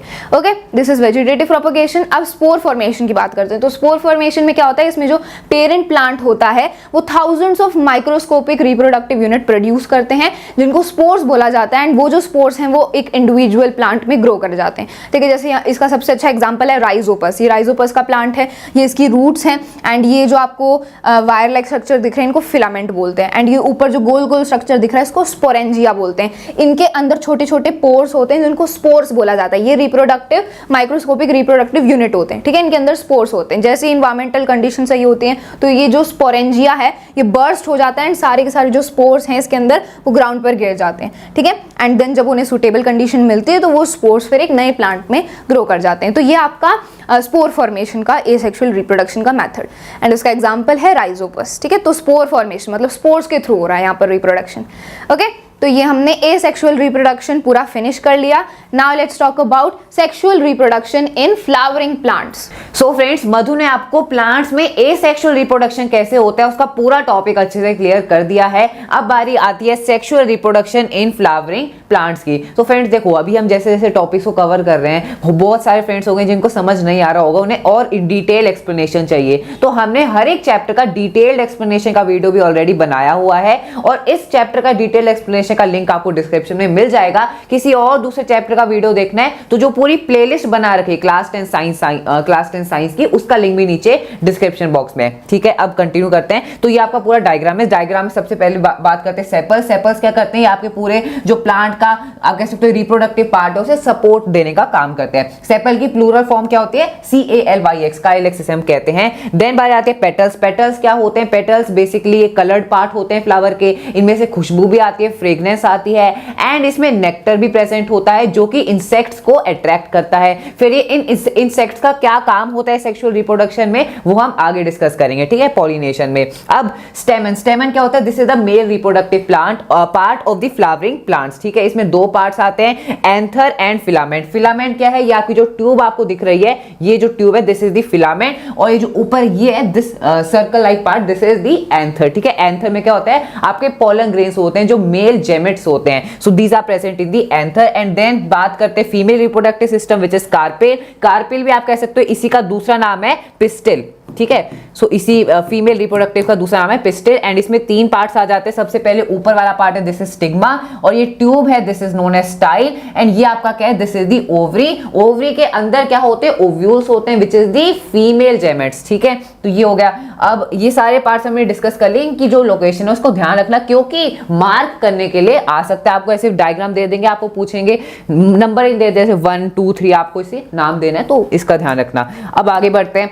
अब हम डिस्कस करने वाले पॉलिनेशन। पॉलिनेशन क्या होता है, जो हमारे मेल जेमेट सेल्स थे विच वर दी पोलन ग्रेन्स, उनका ट्रांसफर को हम पॉलिनेशन कहते हैं। Transfer of pollen grains from the anther of the स्टेमन। जो आपका स्टेमन है ये मेल रिप्रोडक्टिव पार्ट, उसके एंथर में जो पोलन ग्रेन्स है उनका ट्रांसफर एंथर से कहां पे होना, स्टिग्मा में। देखो, to the stamen to the stigma of the flower is termed as pollination, यानी कि एंथर से स्टिग्मा जब पोलन ग्रेन्स का ट्रांसफर होता है उसे को हम पॉलिनेशन कहते हैं। दो टाइप के पॉलिनेशन होते हैं, सेल्फ पॉलिनेशन यानी कि pollen from the stamen of a flower is transfer to the stigma of the same flower, यानी कि जब एंथर है वो उसी प्लांट का है और जो पोलन ग्रेन्स है वो उसी सेम प्लांट के स्टिग्मा पर ट्रांसफर होते हैं, उसे हम कहते हैं सेल्फ पॉलिनेशन। ठीक है, यानी कि यहाँ पे एक ही फ्लावर अपना रोल प्ले कर रहा है। लेकिन जब एक से ज्यादा फ्लावर आ जाते हैं, यानी कि cross pollination, pollen from the stamen of a flower is transferred to the stigma of different flower, तो इसे हम कहते हैं क्रॉस पॉलिनेशन। अब ये पॉलिनेशन होता कैसे,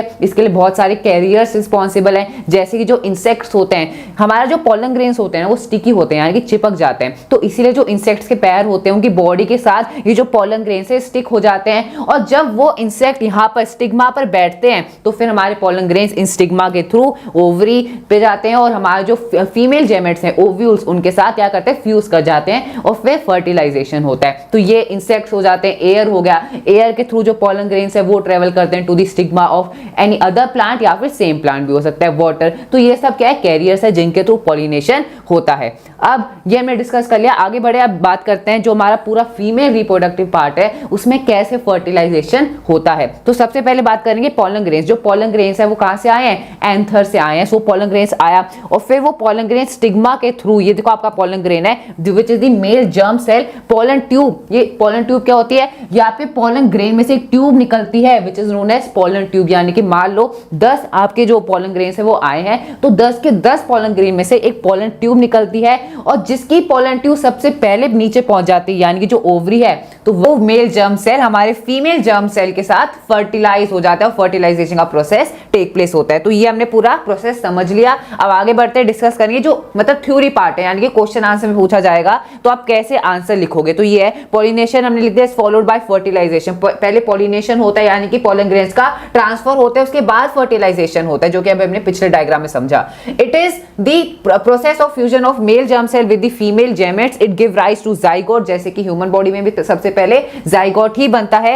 as soon as the pollen land on the suitable stigma it reaches the female germ cell in ovary, और ओवरी में आपके फीमेल जर्म सेल्स प्रेजेंट है और इनके साथ क्या होता है, फ्यूजन होता है मेल जर्म सेल्स का। This occurs via pollen tube. ये पोलन ट्यूब क्या है, हमने अभी बात करा, pollen tube grows out of the pollen grains, travels through the style and finally reaches the ovary. यानी कि जो आपकी पोलन ट्यूब है, देखो ये आपकी देखो जो पॉलन ट्यूब है वो स्टाइल, ये जो स्टाइल ट्यूब है इसके थ्रू यहाँ पे ग्रो होती है और जो हमारी पॉलन ट्यूब सबसे पहले ओवरी तक पहुंच जाती है, उसी मेल जर्म सेल का फिर फर्टिलाइजेशन होता है। ठीक है, तो आगे बढ़ते हैं एंड ये हो गया reaches the ovary. After fertilization the zygote divides many times and forms an embryo. बिल्कुल सेम प्रोसेस है, ह्यूमन में जैसे सेक्सुअल रिप्रोडक्शन होता है, फर्टिलाइजेशन का प्रोसेस सेम है। जाइगोट के बाद डिवीजन होता है, रैपिड सेल डिवीजन होता है एंड एम्ब्रॉय बनता है within the ovule. This ovule then develops a tough coat and gets converted into a seed. ठीक है, और फिर वो जो सीड है, जब हमारी जो कंडीशन है, जो इन्वायरमेंटल कंडीशन है, जब वो सुटेबल होती है तो तब वो जो सीड है वो जर्मिनेट करता है into a new plant. So tough coat gets and the ovary rapidly grows and ripens as fruit. The seed contains the future embryo that develops into a seedling under suitable condition. जो आपका ovary है वो किस में convert हो जाता है, fruit में, और जो सीड है वो एक नए प्लांट में कन्वर्ट हो जाता है जब सुटेबल कंडीशन उसे मिलती है। This process is known as germination. तो ये पूरा प्रोसेस है फर्टिलाइजेशन का इन दी फ्लावरिंग प्लांट्स। ठीक है, तो आगे बढ़े, अब बात करते हैं सेक्सुअल रिप्रोडक्शन इन ह्यूमन बीइंग्स। तो सबसे पहले बात करेंगे मेल रिप्रोडक्टिव सिस्टम, उसके बाद फीमेल रिप्रोडक्टिव सिस्टम को समझेंगे और फिर जो हमारा फर्टिलाइजेशन का प्रोसेस है उसे समझेंगे। तो सबसे इसका मेल रिप्रोडक्टिव सिस्टम का पहला पार्ट है टेस्टिस। टेस्टिस के क्या मतलब क्या कैरेक्टरिस्टिक्स हैं, the formation of germ cell और the sperm takes place in the testis. यानी कि जो मेल जर्म सेल्स है विच आर स्पर्म्स, ये कहां पे प्रोड्यूस होते हैं, टेस्टिस में प्रोड्यूस होते हैं। And the process of sperm formation is called spermatogenesis. This begins at puberty and continues throughout the life of a human male. तो ये आपको देख लिया, testis also secrete the male hormone, male नहीं यहाँ पे आएगा, मेल हार्मोन टेस्टोस्टेरोन। यानी कि एक तो जर्म सेल्स यहाँ पे हमारे टेस्टिस प्रोड्यूस करते हैं विच इज दी स्पर्म्स, और हार्मोन भी रिलीज करते हैं which is the testosterone hormone. अब बात करेंगे next which is the part of the male reproductive system, scrotum. Scrotum क्या है, ये एक सैक लाइक स्ट्रक्चर है जिसमें हमारे टेस्टिस प्रेजेंट होते हैं और ये स्कॉटम क्या करता है, ये एक सुटेबल टेम्परेचर प्रोवाइड करता है उन टेस्टिस को, क्योंकि टेस्टिस में क्या हो रहा है, स्पर्म प्रोडक्शन हो रहा है और स्पर्म प्रोडक्शन के लिए एक लो टेम्परेचर की रिक्वायरमेंट होती है as compare to the body temperature. तो वो कौन प्रोवाइड करता है, स्कॉटम ही प्रोवाइड करता है। अगला है वास डिफरेंस। वास डिफरेंस क्या है, ये एक ट्यूब है, the sperm formed are delivered through the vas deferens which unite. ये एक ट्यूब है with a tube coming from the urinary bladder. ये जो ट्यूब है ये यूरिनरी ब्लैडर में से एक ट्यूब आ रहा है, अभी आपको डायग्राम से अच्छे समझ आएगा, लेकिन अभी समझ लो कि जो वास डिफरेंस एक ट्यूब है जो कि कनेक्ट करती है यूरिनरी ब्लैडर से, एक जो ट्यूब निकलती है विच इज यूरेथ्रा, और फिर वहां वो यूरेथ्रा एक कॉमन पासेज की तरह सर्व करती है both urine as well as the semen. ठीक है, for both the sperms and the urine. अब डायग्राम देख लेते हैं, डायग्राम में अच्छे समझ आएगा। देखो ये आपका स्कॉटम है जो सैक लाइक स्ट्रक्चर था, ये आपके टेस्टिस है, यहाँ पे स्पर्म का प्रोडक्शन होता है, जो स्पर्म्स है फिर वो जाते हैं वास डिफरेंस के थ्रू, कहां पे, they connect the tube which comes from the urinary bladder, और वो ट्यूब क्या है, व्हिच इज द यूरेथ्रा। ठीक है, तो ये आपकी यूरेथ्रा, इससे जो कनेक्ट हुई हमारा वास डिफरेंस, और फिर ये जो यूरेथ्रा है this serves as a common passage passage for both urine as well as the sperms, ठीक है। अब यहाँ पे आप पूछोगे सेमिनाइल वेसल क्या होता है, प्रोस्टेट ग्लैंड क्या होता है, तो ये ग्लैंड क्या करते हैं, सिक्रीशंस देते हैं जिससे हमारा जो सेमेन है उसे बेसिकली न्यूट्रिशंस मिलते हैं। वो जो सेमेन है वो जो स्पर्म्स है वो सेमेन में कन्वर्ट हो जाते हैं, लिक्विड में कन्वर्ट हो जाते हैं, जिससे उनका जो ट्रांसपोर्ट है वो इजी हो जाता है और उन्हें न्यूट्रिशंस भी मिलता है इन्हीं ग्लैंड से, ठीक है। तो ये पूरा आपने देख लिया। डायग्राम आ सकता है तो डायग्राम को ध्यान से देख लो। आगे बढ़ते हैं, अब डिस्कस करते हैं फीमेल रिप्रोडक्टिव सिस्टम, इसके क्या क्या पार्ट्स हैं, फिर डायग्राम भी देखेंगे। पहला पार्ट है ओवरीज। ओवरीज क्या करते हैं, a pair of ovaries are oval shaped organ located on each side of the lower abdomen, यानी कि एब्डोमेन रीजन के लोअर साइड में दोनों साइड यानी कि ओवरीज प्रेजेंट होती हैं। And these are oval shaped organs, इनका क्या काम होता है, क्या फंक्शन होता है, they form the ovum. Ovum क्या है, फीमेल जेमेट सेल्स हैं और इन्हें कौन प्रोड्यूस करता है, ovaries. And they also secret the hormone, female hormone, दो हार्मोन है ऑस्ट्रोजन एंड प्रोजेस्टेरोन, तो ये दो हार्मोन्स फीमेल हार्मोन है। और मेल हार्मोन कौन सा है, testosterone which is secreted by the testis. आगे बढ़ते हैं, सेकंड पार्ट है fallopian tube. They are the pair of muscular tube, obviously tube है, and funnel shaped structure extended from right and left of the superior corners of the uterus to the edge of the ovaries, यानी कि uterus से ovaries को ये जो tube है, funnel shape tube है, ये कनेक्ट करती है, which is the fallopian tube. और फेलोपियन ट्यूब क्या है, इसका ये दूसरा नाम है, it is the site of fertilization, यानी कि क्वेश्चन बनता है which part of the female reproductive system is the site of fertilization. बहुत कॉमन सवाल है, फेलोपियन ट्यूब इसका आंसर होगा, ठीक है। It is the site of fertilization. कैसे फर्टिलाइजेशन होता है फेलोपियन ट्यूब में वो आगे डिस्कस करेंगे, अभी पार्ट्स को समझ लेते हैं। तो अब नेक्स्ट पार्ट है यूट्रस। तो यूट्रस में जो चाइल्ड है उसकी पूरी डेवलपमेंट होती है। यूट्रस क्या होता है, it is a hollow pear shaped bag like structure where the growth and development of the foetus takes place. तो ये जो आप बैग लाइक स्ट्रक्चर देख रहे हो, दिस इज यूट्रस, जहां पे जो पूरा चाइल्ड उसकी डेवलपमेंट होती है, उसे न्यूट्रिशंस मिलते हैं फ्रॉम दी मदर। अब कैसे पूरा प्रोसेस होता है वो सब हम आगे डिस्कस करने वाले स्टेप बाय स्टेप, ठीक है। नेक्स्ट पार्ट है vagina. So it receives sperms from the male partner and serves as a birth canal. तो वेजाइना एक मस्कुलर ट्यूब है जिसमें से जो स्पर्म्स है वो रिसीव होते हैं फ्रॉम द मेल पार्टनर, और फिर it also serves as a birth canal, यानी कि जो चाइल्ड का बर्थ है, जो बेबी का बर्थ है, वो भी वेजाइना से ही होता है, ठीक है। सो आगे बढ़े, अब जो पूरा प्रोसेस है फर्टिलाइजेशन का उसे डिस्कस कर लेते हैं। काफी कंफ्यूजन होंगे फ्रेंड्स को, तो देखो, the fusion of the sperm यानी कि male gamete and ovum female gamete is known as fertilization. तो ये जो फ्यूजन होते हैं मेल गैमेट सेल्स यानी कि स्पर्म्स और ओव्यूम जो कि फीमेल गैमेट से, इस फ्यूजन को हम क्या कहते हैं, फर्टिलाइजेशन कहते हैं। अब when the sperm fuses with the egg it forms a zygote. इसके बाद क्या होता है, जाइगोट फॉर्म होता है, that gives rise to a new progeny. The zygote undergoes various division, यानी कि जो जाइगोट होता है उसके वेरियस रैपिड सेल डिवीजन होते हैं, और फिर क्या बनता है, एम्ब्रॉय बनता है। तो देखो यहाँ पे जो आपका ओवरी है, ओवरी ने एग प्रोड्यूस करा, यानी कि जो आपका ओव्यूम है वो प्रोड्यूस किया, फिर फेलोपियन ट्यूब के थ्रू, और फिर जो आपके वेजाइना के थ्रू जो स्पर्म्स है वो रिसीव हुए, और जो स्पर्म्स है वो किसके साथ फिर फर्टिलाइज हुए, फ्यूजन हुआ स्पर्म्स एंड ओव्यूम का, यानी कि एग का। और फिर हमारा फर्टिलाइजेशन के बाद जो आपका क्या कहते हैं, जाइगोट बनता है, फिर वो जाइगोट फिर क्या उसमें रैपिड सेल डिवीजन होता है, फिर एम्ब्रॉय बनता है, और ये एम्ब्रॉय कहां जाके इंप्लांट हो जाता है, यूट्रस की जो थिक लाइनिंग है, ब्लड की लाइनिंग है, यहाँ पे अटैच हो जाता है with through the process of implantation. तो देखो आगे स्टेप्स हैं, द एम्ब्रॉय बना, embryo sinks down and reaches into the soft and thick lining of the uterus. The embedding of the embryo in the thick lining of the uterus is known as implantation. और ये जो thick lining है, this provides nutrition to the embryo, ठीक है। So आगे, अब embryo gets nutrition from the mother blood with placenta. Placenta क्या है, this is a temporary organ जिससे न्यूट्रिशंस मिलते हैं, किसको, एम्ब्रॉय को, ओके। सो अब आगे बढ़े, पूरे स्टेप्स आपको याद रखने, कैसे कब कहां पे फ्यूजन होता है, फेलोपियन ट्यूब में साइट ऑफ फर्टिलाइजेशन है, उसके बाद जो आपका एम्ब्रॉय है वो यहाँ पे अटैच होता है यूट्रस की जो थिक लाइनिंग होती है ब्लड की। सो वो प्रोसेस आपको पूरा ध्यान रखना है। एंड आगे बढ़ते हैं, हम डिस्कस करते हैं what happens when the egg is not fertilized. तो जब एग फर्टिलाइज नहीं होता है, यानी कि जब फ्यूजन नहीं होता एग का और स्पर्म्स का, तब क्या होता है। So since the ovary, menstruation होता है, ऊपर लिख दिया menstruation occurs. So since the ovary release one egg every month, यानी कि हर मंथ एक एग रिलीज होता है by the ovary, and the uterus also prepare itself every month to receive. और जो यूट्रस है वो भी अपने आप को प्रिपेयर कर लेता है, एक थिक लाइनिंग ब्लड की अपने चारों तरफ बना लेता है। लेकिन क्योंकि फर्टिलाइजेशन नहीं हुआ, तो जो थिक लाइनिंग होती है ब्लड की वो शेड हो जाती है। देखो आगे पढ़ेंगे हम, if egg is not fertilized it lives for about 1 day.